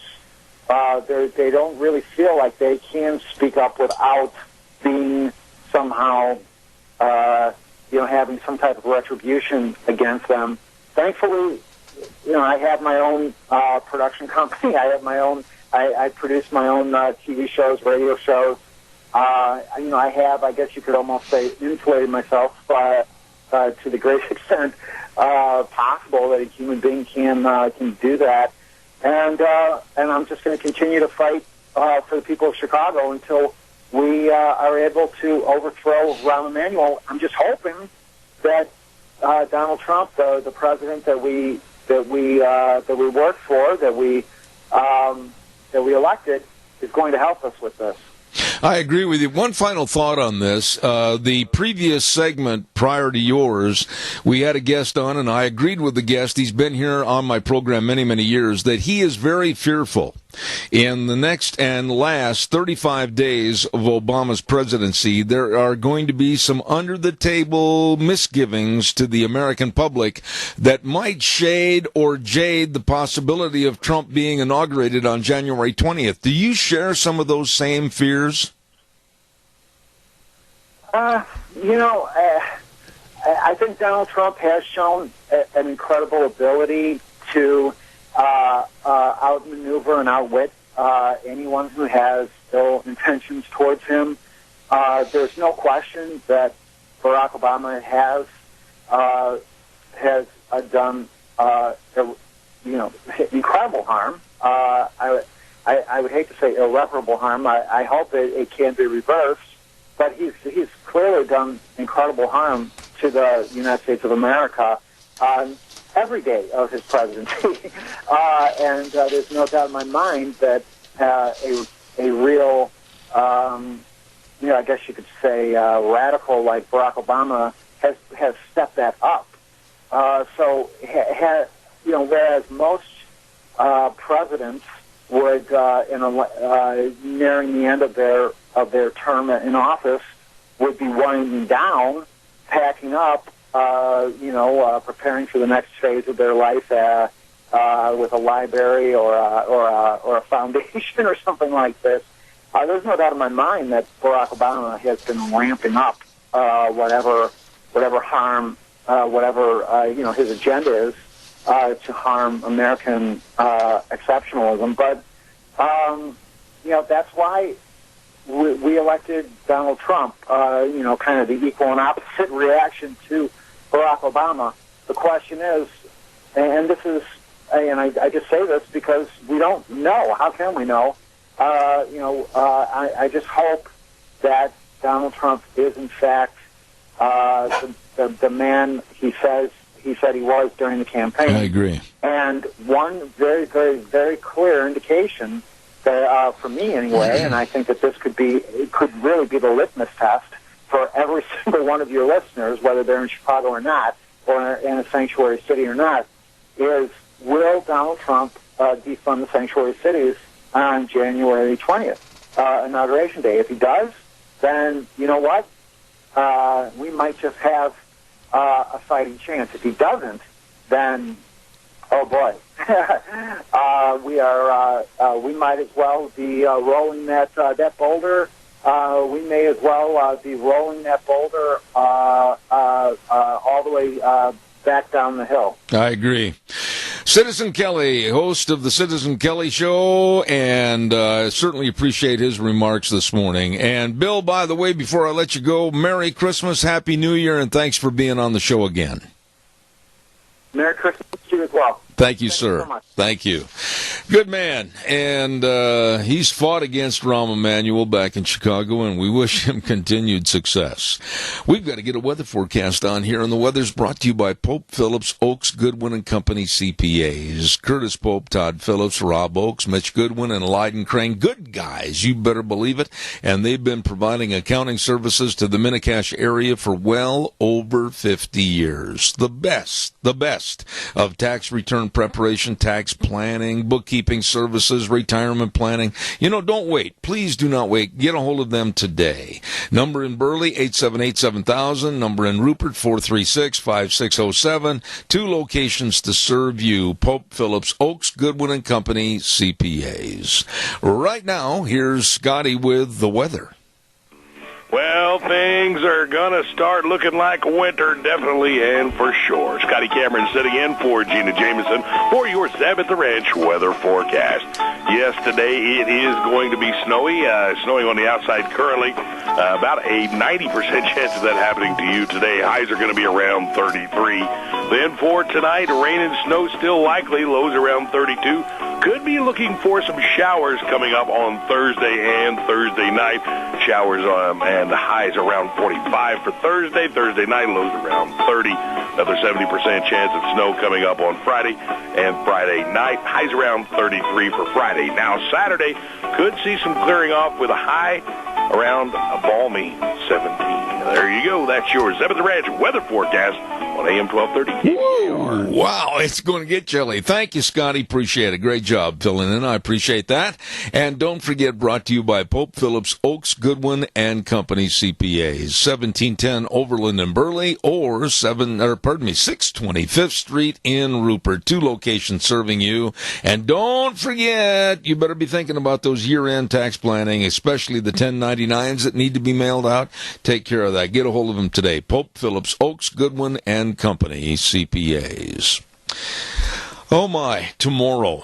Big day tomorrow. We're going to be over at Denny's Restaurant, 611 Overland and Burley for the old-fashioned Christmas. Don't forget that at America's Diner. We're going to be there from 8:06 to 11. And carolers coming in from Oakley High School. Absolutely fantastic. Great food. Door prizes. We're going to have prizes for the ugliest Christmas sweater. That's right, the ugly sweater contest for both men and women. So everybody try to be a part of it. Gonna be fun tomorrow at America's Diner, Denny's Restaurant. By the way, too, I'll take some calls. Give me a jingle, 436-2244, 1-866-927-4587. I want to talk a little bit about Streamline Precision with my buddy, Tim Vaughn. Yeah, buddy, he is there serving everybody, getting things ready for the bids and everything. Oh, you didn't know that right now is the best time to get a hold of Tim. And if you need a new steel building on your dairy, your farm, your ranch, or your business, they've got the best of Nucor, Prime, and Sukup steel buildings. And dairymen, if you need feed lanes and mangers replaced, they can take care of that. And if you need remodeling or building new structures on your dairy, now's the time. Now is the time. Call, get your bids right now, and get to work. Streamline Precision. And Tim Vaughn, 431-7314. And they wish you a very Merry Christmas. All right, come on, give me a call, 436-2244, 1-866-927-4587. Like to hear what you have to say this morning, so give us a jingle real quick. Coming up next hour, the incredible Bulk will be here, and I can say that because he's not in the room right now, but I know he's probably lurking out in the driveway, and that is, of course, Kelton Hatch with the Idaho Fish and Game. And mushing his huskies through the snow to get here this morning, and we'll look forward to having him on the air in about 10 minutes or so don't go away. Normally, what I do on Thursdays, excuse me, is have a segment called Starvin' to Death. Now, We're going to change things a little bit today, and due to the fact that I've got a remote broadcast tomorrow, I'm going to give you some great locations on Starving to Death as to where you can go this noon and really enjoy a great lunch. Are you ready? Take notes. Here we go. AC Drive-In, 601 East Main in Burley. They've got the pumpkin shakes and the marshmallow shakes and the black raspberry shakes. Oh, my goodness. How about tying that together with a chicken fried steak sandwich and an order of fries and special sauce? I had that chicken fried steak not too long ago. It's fantabulous. Or a Famous Farmer Brown Burger. All of it good, all of it delicious at the AC Drive-In, 601 East Main in Burley. And then move on over to Taco Bandito. Oh, my goodness. 2301 Overland in Burley. Have you tried that new pork burrito with beans, pork, rice, sour cream, and cheese? Knock your Tony Llamas off delicious. And the pumpkin empanada for dessert, just like Grandma used to make. Or the Taco Bandito burger with the bacon and the jalapeno. Oh, Taco Bandito, 2301 Overland in Burley. How about both locations? I'm drooling all over the mic. Burgers, etc. 124 South Oneida in Rupert and 700 Overland in Burley. They've got hamburgers only 99 cents after 3 p.m. Get a dozen. You better believe it. And soup, they got a different flavored soup Monday through Friday in a bread bowl or a cup. And all kinds at the eggnog shakes. Those are really delicious. All the food always is delicious at Burgers, etc.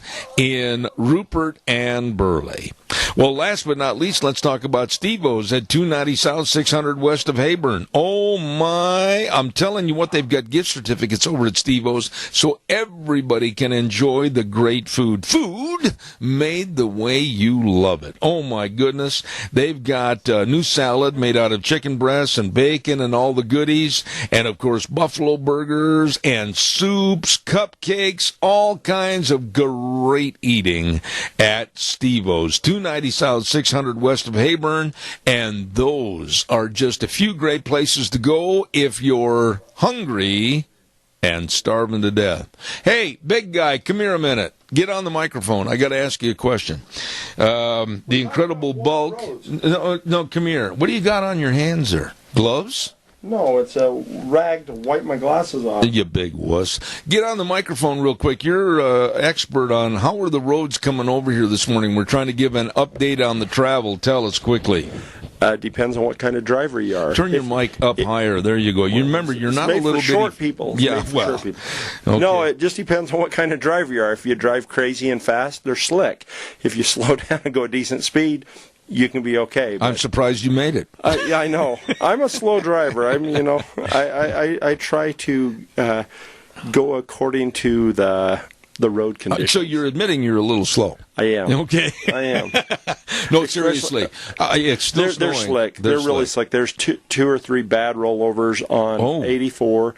When I was going into work at 6:30 this morning, one of our employees was headed in to go in, and he rolled his truck this morning. I hope he's not injured. He fortunately had his seatbelt on, but he went clear across the medium and bounced into the other lane. I mean, it was a bad wreck this morning. Oh, my goodness. So, fortunately, he walked away from it, and the car that he clipped with his rear bumper as he was rolling across the other side they were fine too. And the other truck, I don't know what's going on with that. There's another truck coming down Falls because I was in Twin before I came here, and another car had slid off into the borrow pit. They're into a ditch, a lateral for irrigation water. And so it's slick. Would you say, Kelton, honestly, that if they don't have to drive, don't? Yeah, if you're just going out gallivanting just to see other people slide off, I'd stay home because it's pretty slick. Be careful out there, and there you have it. But if you slow down and drive, it's got water in it. I know. He left a squirt gun on the desk with water in it. Really? I mean, really? Was that necessary? It was. Are you happy? I am. And I've got a bottle of water from your wife, and I'm going to refill the squirt gun. Do you realize I'm going to get even? The incredible Bulk will be with us next hour with the Idaho Fishing Game. Put the doggone squirt gun down. If you don't want me to play with it, you don't leave it over here. We'll be back in about 7 minutes. Don't go away.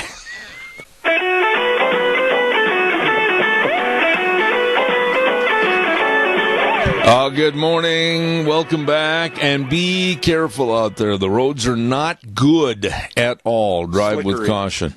This is Zeb at the Ranch. What's left of the program after I left the squirt gun on the desk for Kelton to play with. Zeb at the Ranch with our major sponsor, your Magic Valley Les Schwab Tire Centers. All 7 locations serving you, along with some of our great advertisers like Western Waste Services, always at your disposal.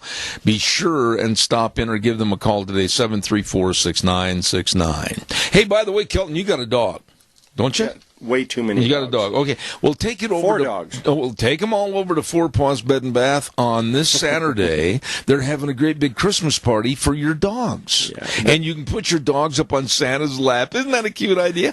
And take pictures of your dog, and there's going to be treats, and there's going to be all kinds of refreshments and lots of giveaways. Oh, Kelton, I'm telling you, you'd be just perfect over there at Four Paws Bed and Bath, 370 West 200 south of Rupert. And don't forget to get your reservations in for grooming and boarding if you're going to be leaving for the holiday weekend. Be sure and check that out, 438-4444. Four Paws Bed and Bath. They wouldn't want my dogs there. Why? What kind of dogs have you got? Pointer, or they're bird dogs. Bird dogs. And they're just not that calm. They're not calm dogs. No. Oh, so they wouldn't be good on Santa's lap? No. Okay. They'd be over Santa's head. You know, Kelton Hatch is here with the Idaho Fishing Game, and I really hit a low in my thinking and previewing what I needed to do for this program for him, because I left on the table a squirt gun that was inadvertently picked up by such said Kelton Hatch. You touch that gun again, I'm going to break your arm, I promise. You won't be able to see me because I'll squirt you in the eyeglasses.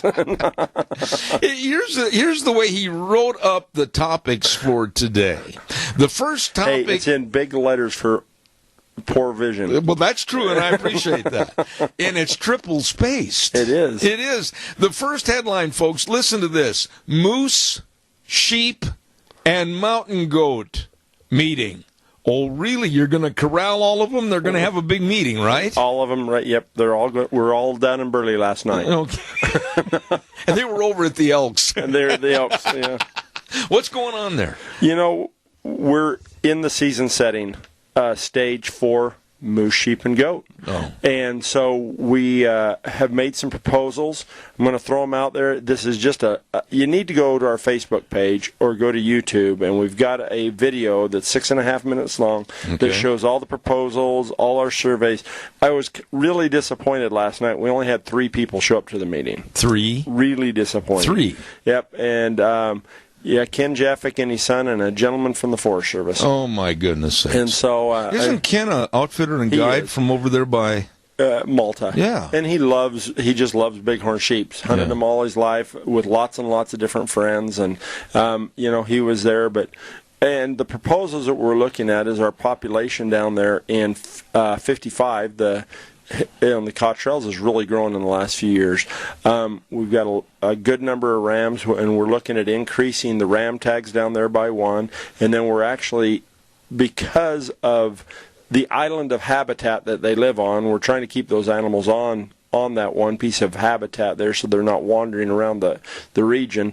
We're looking at offering 3 U-tags down there to reduce the overall population, or start just seeing how it's going to do. We counted over 96 animals down there last year. Really? And we've seen a steady increase in the overall population. Now this is where? Down between Malta and Alamo. I got you. On Jim Sage Mountain. Oh, okay. Down there. And so we're looking at increasing those permits down there. Pretty much everything else we're looking at holding holding where they're at, but it gives you good information on what's going on with the moose population, where the moose are being harvested. Aren't they called meese? They're meeses, yes. Yeah. No, they're moose. Where the moose are being harvested, because we've got those 5 tags over there, and 57, 55, and 56, and we've had pretty even distribution on where they're being harvested in those 3 units, but we've got the last 6 or 7 years harvest data on there, size of animals that are being harvested, and we just really want people's comments. So friend us at on Facebook at Magic Valley Fish Game. Okay. And you can go on there and find that. Watch the video right there, or you can go. That's about the only place you can find the video. Okay. Or you can go to our webpage at fishanggame.idaho.gov. Fish and game, A-N-D spelled out, all one word. Fishanggame.idaho.gov. Click on the Magic Valley, and the video is on our Magic Valley webpage. And so you can go in there and get that. Then you can go in and fill the survey out, see what you think about our proposals. Very good. Kelton's going to be here for the whole hour.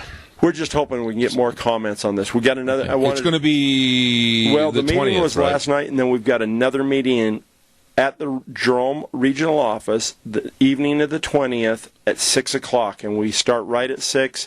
Daryl Mites, our population manager or wildlife manager, will get up and give a presentation, and then you'll be able to ask questions while he's doing that. And so we hope to see you there. So it'll be next Tuesday night. Next Tuesday, exactly. Okay, the 20th at 6 p.m. 6 p.m. Starts at 6. Don't forget Streamline Precision. Oh, my goodness sakes, my dear friend Tim Vaughn and the crew working for you. Need a steel building erected on your property, your dairy, your ranch, your farm, or your business? Now. Right now is the time to get a bid and get them to work. Yes, sirree, Bob, so it's done in the spring. 431-7314. I'll repeat that number, 431-7314. Tim Vaughn and Streamline Precision. For your steel buildings and dairymen, if you need commodity storage facilities, maternity barns, whatever, you call them right now. They want to go to work for you. 431-7314. Tim Vaughn and Streamline Precision. Now, in elementary school, junior high, and high school, we all studied the proper composition of our verbiage on paper, etc., and you're having a composition counts. What in the world are you talking about? We are trying to determine the overall health of the herd by counting the number of bucks according to how many does are there, and how many fawns according to the amount of does. So everything runs off the does. But what we're That's true in every facet of life. It is. It is. Amen. Yeah. Amen, brother. Yes.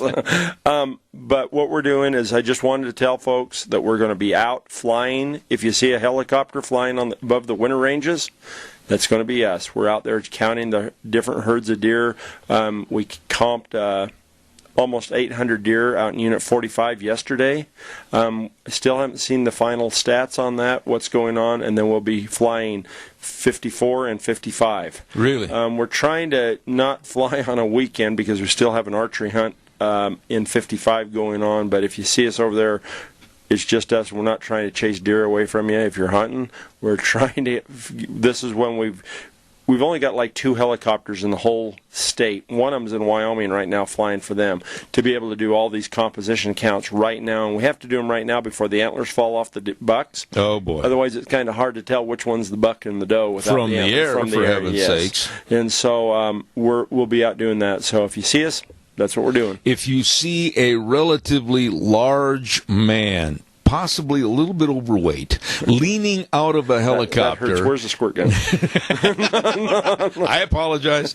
That's you counting deer, right? Yes, and I probably won't be in the ship.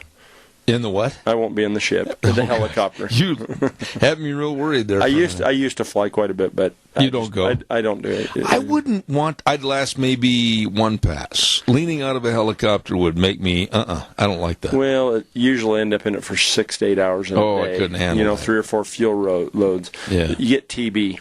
What's that? Tired butt. I see. What about trapping and radio collaring deer? Is this where you get the big nets and you get all these guys on the ground and they get kicked and they get thrashed around and all kinds of fun? Lots of stitches. Yeah. And bruises. And so, we're going to start that the first of the year. So then again, if you see a bunch of fish and game trucks pulling up on a side hill and a helicopter flying low chasing deer, us again. Is that going to be after hunting season? Yes, it will. Oh. It will be. It'll be after the first of the year. We'll be up there collaring fawns. Okay. The fawn collaring allows us to be able to understand overwinter survival of the fawns. I see. The fawns because we have several hundred collared in the state, and so it gives us. Isn't it hard to do it up in the snow, though? I mean, that's hard on guys. I'll put it this way: it's a lot softer tackling a deer in the snow than it is on rocks.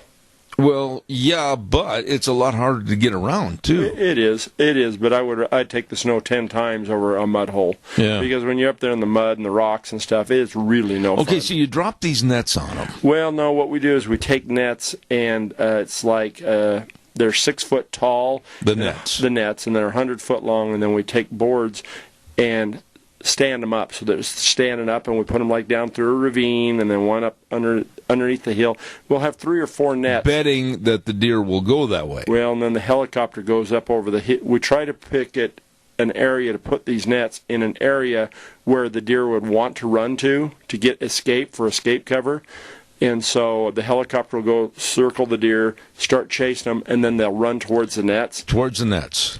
They run into the nets, get tangled up in it, then you go get on them. How many deer at one time can you catch? It can be ugly. But I mean, ugly refers to what number? Like 8 or 10 in the nets at once. And so we usually have fairly good crews. A lot of times you'll end up holding the deer for 5 or 10 minutes. Our crews will have 4 or 5 people putting on collars, and they do it all over the state. So they're really quick and efficient. We go in and we take. Sometimes we'll do blood off the does. To see if they're pregnant. We'll also do ultrasounds on some of the does, depending on which crew's here. We weigh the fawns.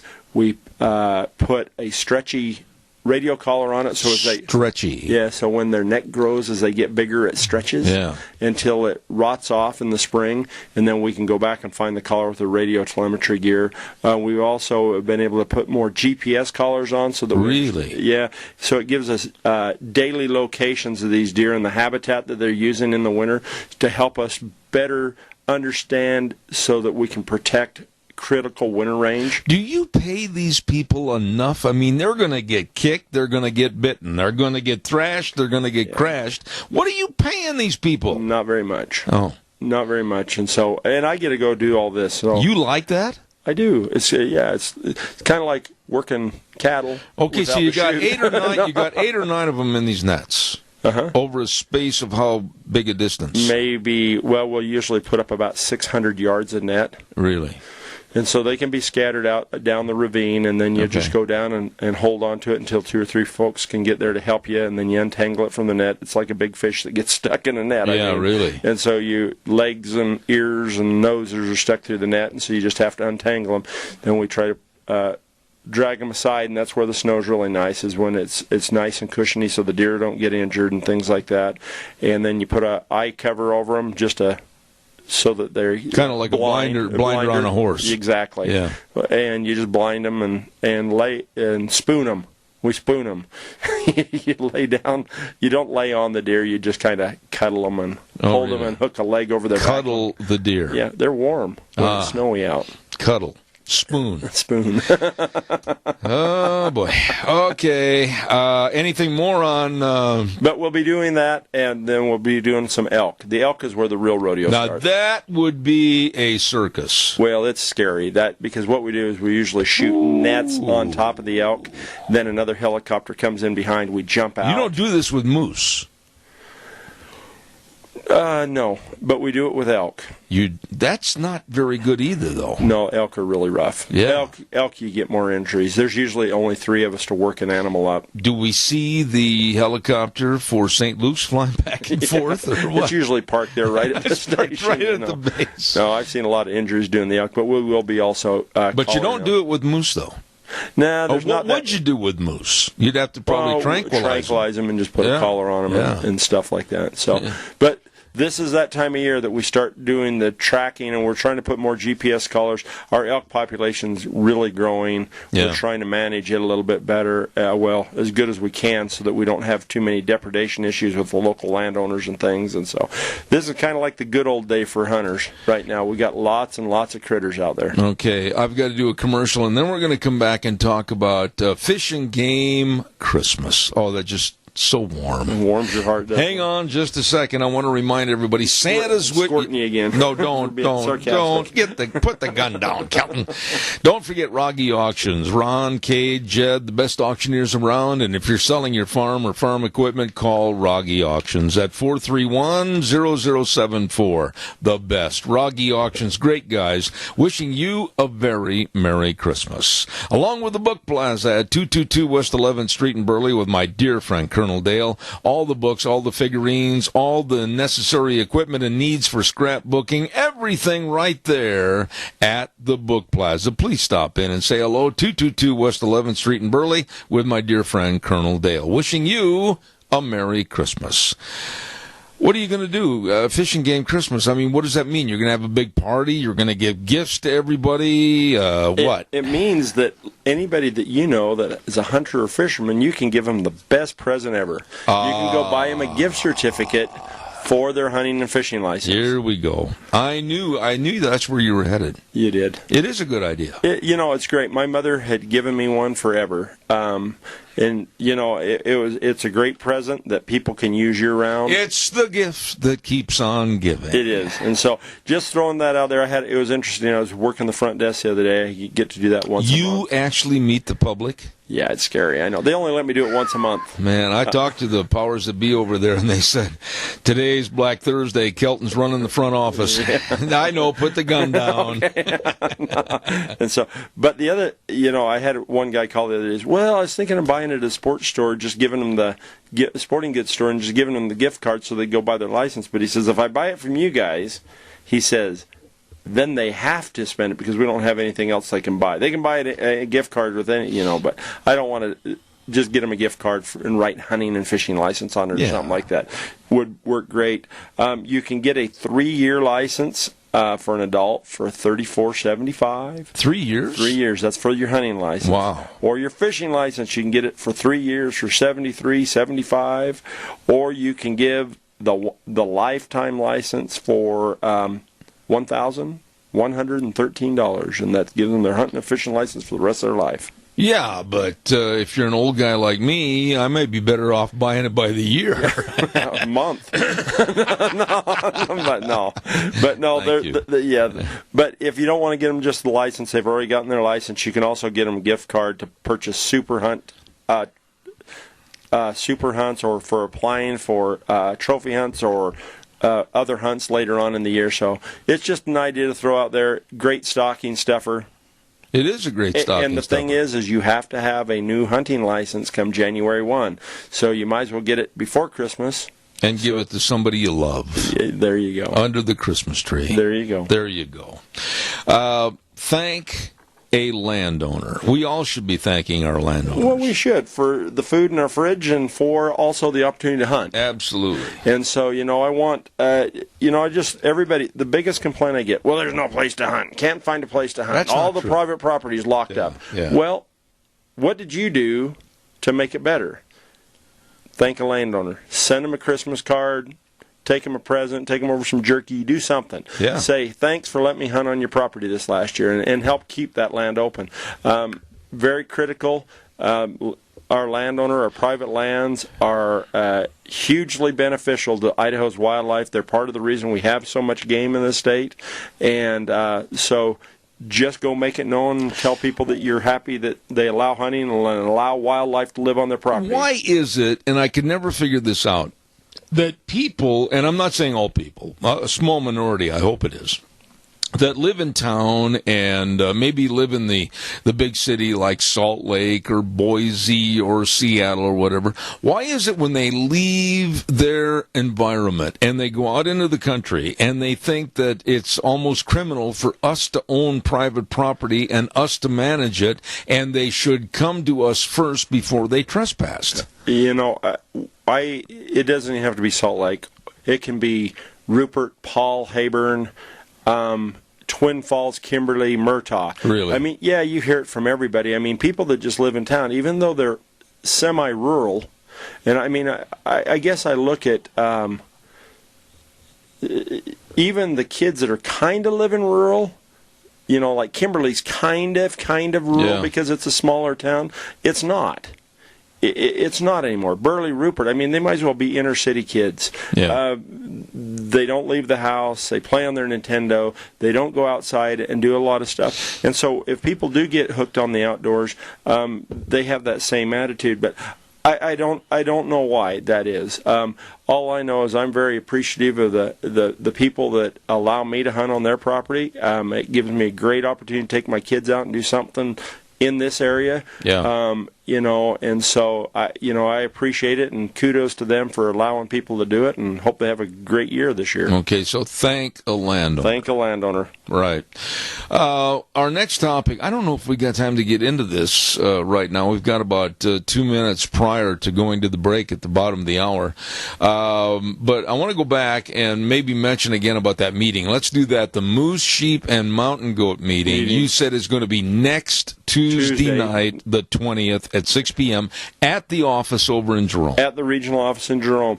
324-4359. And if you can't make it to the meeting, go to our Fish and Game website at fishandgame.idaho.gov and click on Magic Valley, go fill out the survey, or you can go on that website and watch the video that I put out this last week. And then we also have it on our Facebook page at fishandgame.idaho.gov. I mean at Magic Valley Fish and Game.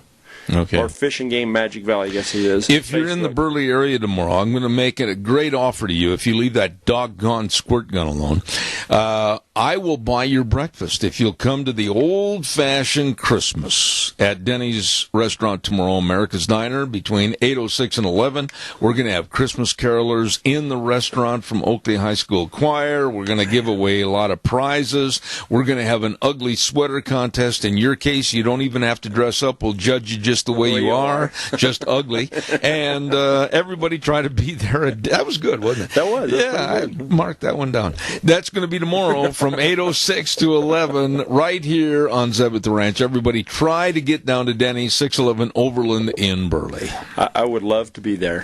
I hope you can. I'd buy you breakfast. I really would. You know, and I believe it, but my nephew's getting married tomorrow. You're kidding. No, and so... On a Thursday? Thursday. What a day. He just wanted to get married, I guess. Well, maybe we shouldn't pursue that story. So I'll be at the wedding. Where's the wedding? Utah.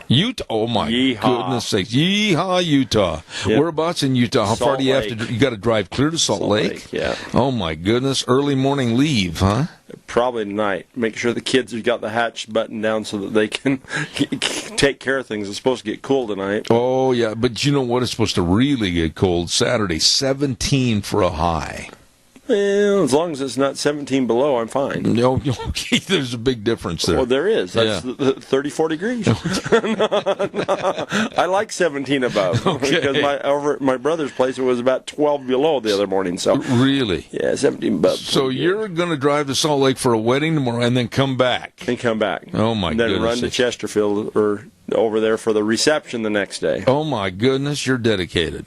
Well, you only got so many nephews. There you go. It's family. It's family time of year. There you go. Merry Christmas. Well, we killed enough time to go to our hard break at the bottom of the hour, and we're going to come back and talk more with Kelton Hatch with the Idaho Fish and Game next half hour. But right now, let's send it over to Wheels. We'll be back in just a couple of minutes. And now, back to Zeb at the Ranch on AM 1230 KBAR. To reach Zeb, call 436-2244 or toll free 1-866-927-4587. And now, here is Zeb Best. Oh, thank you. And it goes without saying that please drive carefully out there. The roads are not good. They're slippery. Drive cautiously, please. You could just start singing that song, Slip Sliding Away. Who made that song? Slip Sliding Away. I remember that was back in '70s, wasn't it? Back when I was a kid. Yeah, yeah, a long time ago. Back when you was a young adult. Yes, sir. Thank you. That's true, though. I know. Don't forget Merry Christmas wishes from Pro Paint with Barbara and the whole crew at Pro Paint, 1116 Overland Avenue in Burley. They've got the best paint, the best stains, and they feature the PPG paint, and along with the best advice. Go in and get excited about sprucing things up with Pro Paint, 1116 Overland Avenue in Burley, wishing you a very Merry Christmas. And our friends at Snake River Auto Body and Paint, 404 4th Avenue West in Twin Falls. Number to call, Kenny and the whole crew, 734-5790. Drive safely out there. And if you do get a ding and a wrinkle in your car or your pickup, call Snake River Auto Body and Paint at 734-5790. Wishing you a very Merry Christmas. Give wildlife a break. What do you mean? Well, we're snow starting to pile up. Sun's going to come out eventually. Yeah. And so everything's moved down to the front range. We're just trying to remind people to lots of things here. Make sure you know where your dogs are. Keep them on a leash. Every year we end up having to put down a few dogs for chasing deer. Really? Deer and elk. You catch them in the act. You catch them in the act. Yeah. And harassing wildlife, we get some habitual ones up there in the Wood River Valley because people live so close to the wildlife. But we have incidences of it all across the Magic Valley, in Twin, in everywhere where there's a deer population. So what do? Turn Fido out, and the next thing they know, it's chasing deer all over? It's bored. Yeah. And goes and chases deer. Yeah. The other thing is we get a lot of cross-country skiers that can't view them from a distance, or snow machiners, and they push them. If you can just give them a wide berth, still use your binoculars and look at them and things like that. But, this is the time of year that they're trying to preserve calories, and when it gets cold like this, it burns a lot of calories. Yeah, really. I'd be a lot skinnier if I lived outside and slept under a tree, because I'd be using all... Are you willing to try? No. I'm too big of a panty waist. Let me ask you, though, one thing. Do you have restrictions? It's all restricted. No, but I mean, if somebody takes a dog up in their cross-country skiing, is that a no-no? Well, they can take their dog as long as they keep it under control. On a leash. Well, they can let it go. I mean, you can have your dogs... I mean, if you got a collar on it, a shock collar, or if your dog's well-behaved and you can call them back, no big deal. Yeah, but a lot of times when they see something like that, they're not going to come back. They're not. And so it just depends on your amount of training. As long as you can control your dog, you can receive a citation for chasing deer with your dog. I see. Or the dog might end up never having gravy train again. Correct. Yeah. That's correct. A great way to say it without saying it. Yep, exactly. So, but just be cautious. The other thing, we're saying be careful with your dogs. Don't push the animals. Also, I'm starting to see a lot of deer dying on the interstate right now and on the roads. Why are they coming down? There's still plenty of forage, isn't there? Well, there is, but, their natural idea. I mean, you got snowbirds that migrate to Arizona. Yeah. I mean, nobody likes living in snow. 6 weeks. So they're just moving down, trying to escape that. It's just a natural occurrence that happens. So be cautious when you're out. Look for the eye glint on the road, shoulder of the road. Lots of, we've just got lots of critters running around right now, so you can see them just about anywhere. So just be cautious. Okay, haystack fencing projects. Now, I was really unaware how serious this problem is, but man, elk and everything getting into these haystacks, they can literally destroy any kind of a cash crop with hay. Oh, they can. They tip them over. I mean, last year, this year we've put in $500,000 worth of new stack yards. $500,000? $500,000 we've put into stack yards. We put 15 of it in them. 15. That was you, not me. That was he rocked back in his chair. We put 15 of them in the Wood River Valley. Now they have to be built a certain way. They do. What we are doing is we're driving 6-inch or 8-inch posts in the corners, and then we'll run those big posts down the side, and then it's two a 8-foot roll of wire. So they're kind of built out instead of in towards the stack, right? Around the outside of the stack. Tipped out. No, these are actually just upright fences, Are they? like a big sheet fence that's 8 foot tall now. I see. Is what we're putting in, and I'll actually show you a picture of it, Zeb, so you can see what they look like. Okay. Oh, okay. See, I had the envision the last time you were on the program that they went up straight and then they came back to the outside. So if they jumped, they would actually hit the wire. Hit the wire. Yeah. You see, and what you're probably thinking of is the tensar panels that we wrap around the haystacks. Oh, so okay. if we get a haystack that's getting hit by elk or deer, we have some tensar that we wrap around the outside of the stack that's got really small holes in it, and they can't eat the hay through that. But last year we had almost 40 head of elk die at haystacks because they were undercutting them and the stacks were tipping over on them. Oh. Or they had equipment around them and they were trying to jump over the equipment to get to the hay, and they were landing in like swather headers or going through flatbed wagons, beds. And so we really had a wreck last year. And so I just wanted folks to know. And really, right there, you have to have a lot of compassion and sympathy for the property owner because, man, he's got a right to have his hay stay the way it should be. Well, it's really tough to feed your cattle when you got deep snow if they don't eat it all. There you go. So, we really are aggressive on this type of stuff. We actually hired full-time hazers that would. The only time they worked was from like midnight or from right at dark until, just right out here on the foothills at one of the landowners. We had some guys that were coming out every night, and they'd come out at 5 and stay till midnight, and then come back at like 2 and stay till 6 and chase the elk out of the haystacks. You're kidding me. No. It was that big a problem? It was. And that was right here on the Foothills Road going... Just south of me. Just south of you. And so... This is an issue. A lot of people don't understand that we do this type of stuff, but I just wanted to throw that out there so that you knew that... Wouldn't it have been a lot easier to kind of arm them with shotguns and rock salt or something? Well, I'll put it this way. How many times would you have to get slapped by a fly swatter on your hands to keep you out of the cookie jar on the kitchen table? Well, let's not go there. It's just many times. A piece of rock shot's worth getting a mouthful of candy, and that's the way these elk look at it. We actually looks to me like you've invaded that cookie and candy jar quite a bit. I have, but we actually use cracker shells to start. If the weather stays cold and the snow stays deep, then we go to a fusing. What do you mean cracker shells? It's a gun that shoots a firecracker out of it. Oh, so is it a stationary gun, or do you hold it, or what? It's a handheld gun that we just shoot at the elk or the deer to run them off. I see. But they get immune to that after a while, don't they? 3 days they do. 3 days. 3 to 4 days. Then we go to the fusee rope. The who? A fusee rope. And it's a rope that we put a cracker shell in every 15 minutes. And we just light it, and it burns for like 2 or 3 days, and they just these firecrackers go off. These great big M80s go off. That works for about the next 3 or 4 days. So you got a week taken care of now. And after that, Katie bar their door because they'll stand there and listen to the fireworks while they're eating hay. and it's really not funny. Well, no, it's not. Yeah. It's not, especially when you go over and somebody's. So what are the hazers? Are they on snow machines or what? Usually in pickups because it's around people's haystacks. And then last year we actually drove elk almost 2.5, 3 miles to a new feed site up in the Wood River Valley on snow machines with dogs and so goodness sakes. But we're hoping not to have that type of a winter again this year. So they're almost domesticated.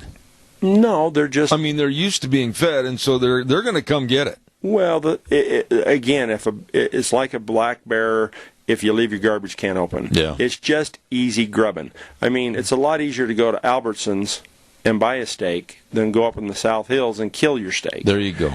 And so for a lot of these animals, once they get habituated to haystacks, it's just an easy way to get some chow. And so that's why we are working on these different type of programs. And so I just thought that was kind of interesting. Last year, the year before, we put the highest it had ever been in the state was 359,000 on haystacks damage and.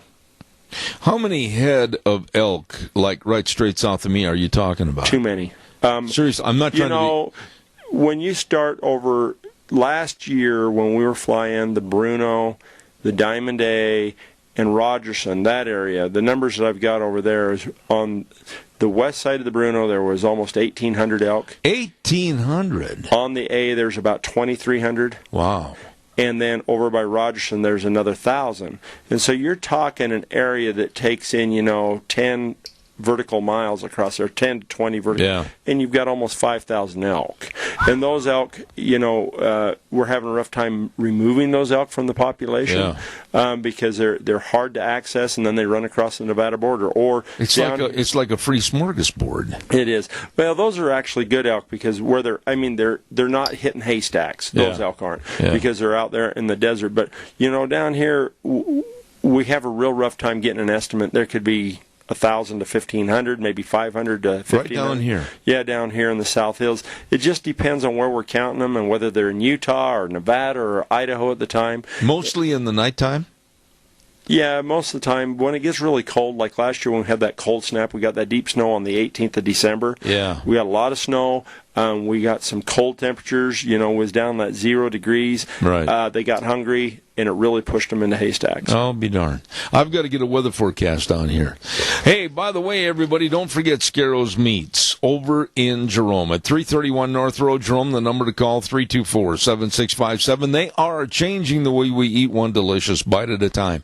And they're making up all these Christmas gift boxes. Oh, my goodness, of all the delicious meats. Just call and tell them how much of one kind or the other that you want. They will fix you up. Absolutely delicious from your locally owned custom meat processor for over 20 years, Scarro's Meats. 331 North Road, Jerome, 324-7657. Here's Scotty with the weather. Well, things are going to start looking like winter, definitely and for sure. Scotty Cameron sitting in for Gina Jameson for your Sabbath Ranch weather forecast. Yes, today it is going to be snowy, snowing on the outside currently. About a 90% chance of that happening to you today. Highs are going to be around 33. Then for tonight, rain and snow still likely, lows around 32. Could be looking for some showers coming up on Thursday and Thursday night. Showers and the highs around 45 for Thursday. Thursday night, lows around 30. Another 70% chance of snow coming up on Friday and Friday night. Highs around 33 for Friday. Now Saturday could see some clearing off with a high around a balmy 17.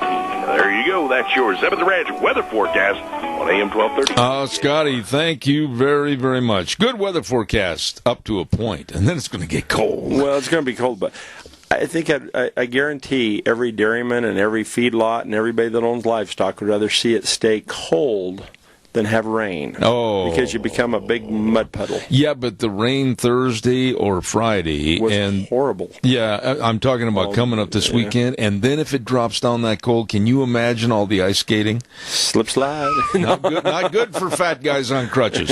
You better put spikes on them. I do have a set of those. Oh, do you? I do. And you got to be real careful you don't forget to take them off when you walk in the house. Don't spike yourself. There you go. Scarro's Meats, 331 North Road, Jerome. The number to call, 324-7657, changing the way we eat one delicious bite at a time.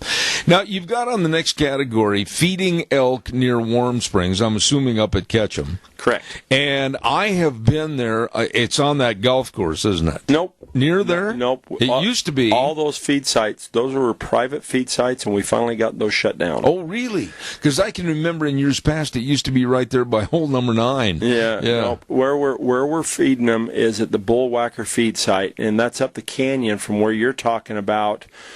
Probably another 3 miles. Oh, really? Yeah, that was a real problem. We had some local folks up there that felt bad for the elk, and so they were feeding them down there. Oh, boy. Well, they were pulling them from our feed site and defeating the purpose why we have the feed site. Yeah. The only reason we have a feed site in Idaho, that's the only sanctioned one, or the only continuously used feed site in the whole state. Didn't they used to, and help me on this, didn't they used to give sleigh rides around the golf course so you could see the elk and everything because they were feeding them right there? Yeah, they did. We didn't. Yeah, I was wondering about that. And so our goal with our feed site is to keep those elk out of town. Out of there. That whole 9 is the middle of town. Okay. Yeah, really. And so there's houses, and then we have them get in trouble. People run into them. They fall into window wells. Yeah. A whole bunch of things. We are starting to feed up there today. We've got, well, that's kind of the interesting thing I didn't even mention, but we've got over 18 inches of snow in the South Hills. I was going to ask you about that. What's it like up there? It's deep. Up on top, yeah. Up on top. Pomerel's got a bunch. Yeah, I just started their advertisements on the skiing. Yeah, and Sun Valley at the feed site's got almost 20 inches. And so, we're starting to get that white fluffy stuff piling up, and so we're starting to feed up there. The only reason we have that feed site is to keep the elk out of town. It's not. I mean, they could come down into town and forage, and they. You don't mind if they come Christmas shop, though. you kind of do. Well, we had a lot of elk die last year from car collisions as well as in Ketchum. Really? And also eating that Japanese yew shrub. It's a Asian. It's a what? It's Japanese yew. It's a ornamental shrub that people put around their houses, and we had about 25 elk eat that. It's toxic? It is. It'll kill your dog. What does it look like? Just like a little evergreen bush. Really? And they eat that, and then all of a sudden they turn into a lawn ornament. Yeah, they do, but it's toxic to everything. Really? It's not dogs just and everything dogs else? and everything else. And so before you do any landscaping, talk to your landscaper or the nursery you're buying your plants from. Make sure it's not Japanese yew, because it's very toxic. Is that yew like in what? EWE, YOU? I think it's YEW. Really? And it's a kind of a plant. It's an evergreen. I see. Wow.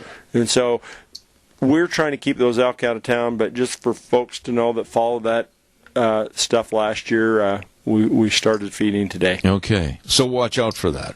Well, just be aware, and I guess what I'm trying to do today is just kind of let people know some of the different projects we got going in the winter. Well, you're busy. We're not sitting around the boots. Why, it's not true that you just drink hot chocolate all day with your feet up on the desk. Well, I do. No.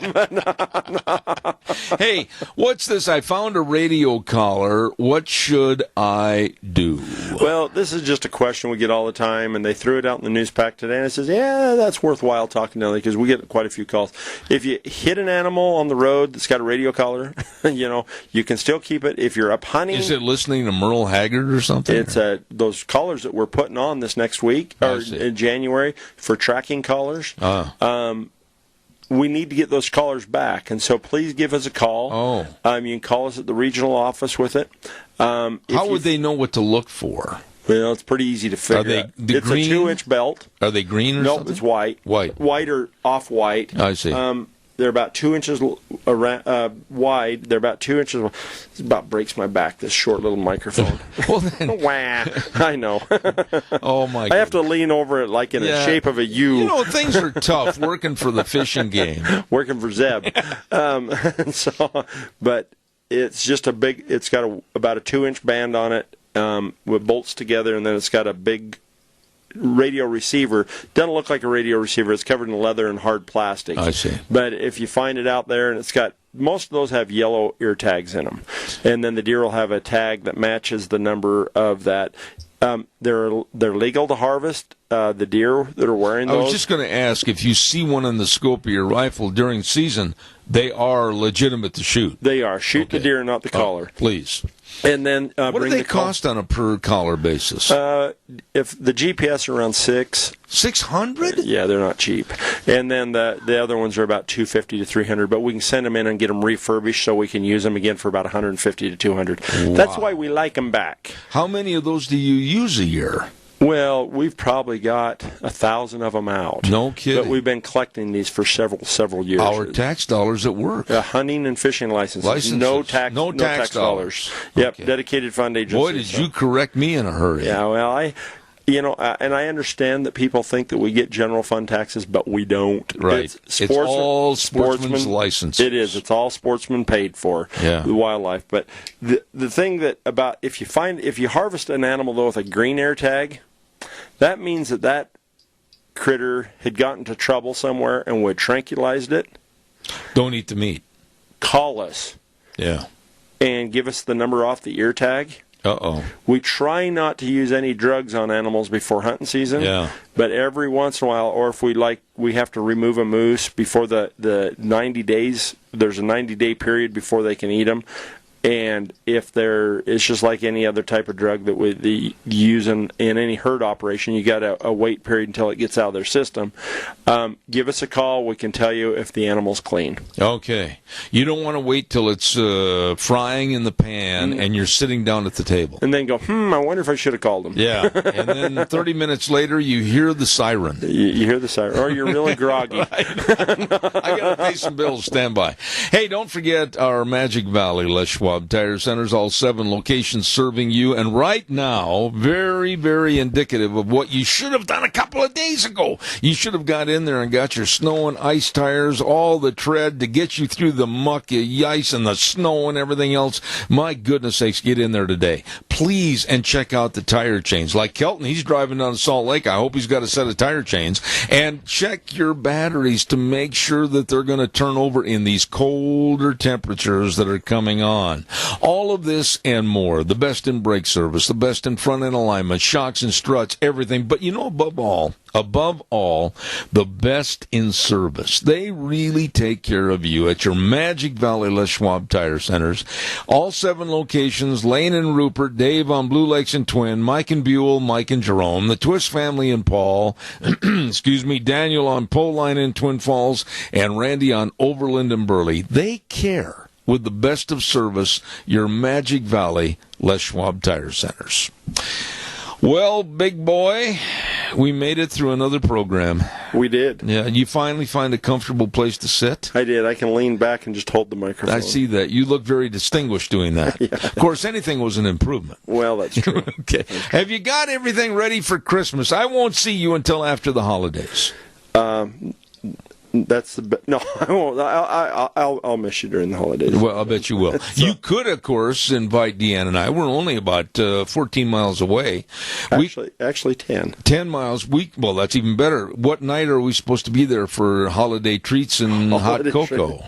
I don't know. I'll have to talk to my wife. We'll do that. Call us. We would love to come over, and I'm sure you'd have our Christmas present under the tree. Yes. A bale of hay. Huh? A bale of hay for the cows. Either that or a new squirt gun that you broke. I didn't break the squirt gun. It's full of water, though. May I extend to you and all the Fish and Game a very Merry Christmas and a Happy New Year. Well, I appreciate that, and I hope you and yours have a grand holiday yourself. We're going to enjoy Christmas and the spirit of it, and it's just that time of year to get out and do something nice for somebody else. Drive careful to Salt Lake tonight. Yeah.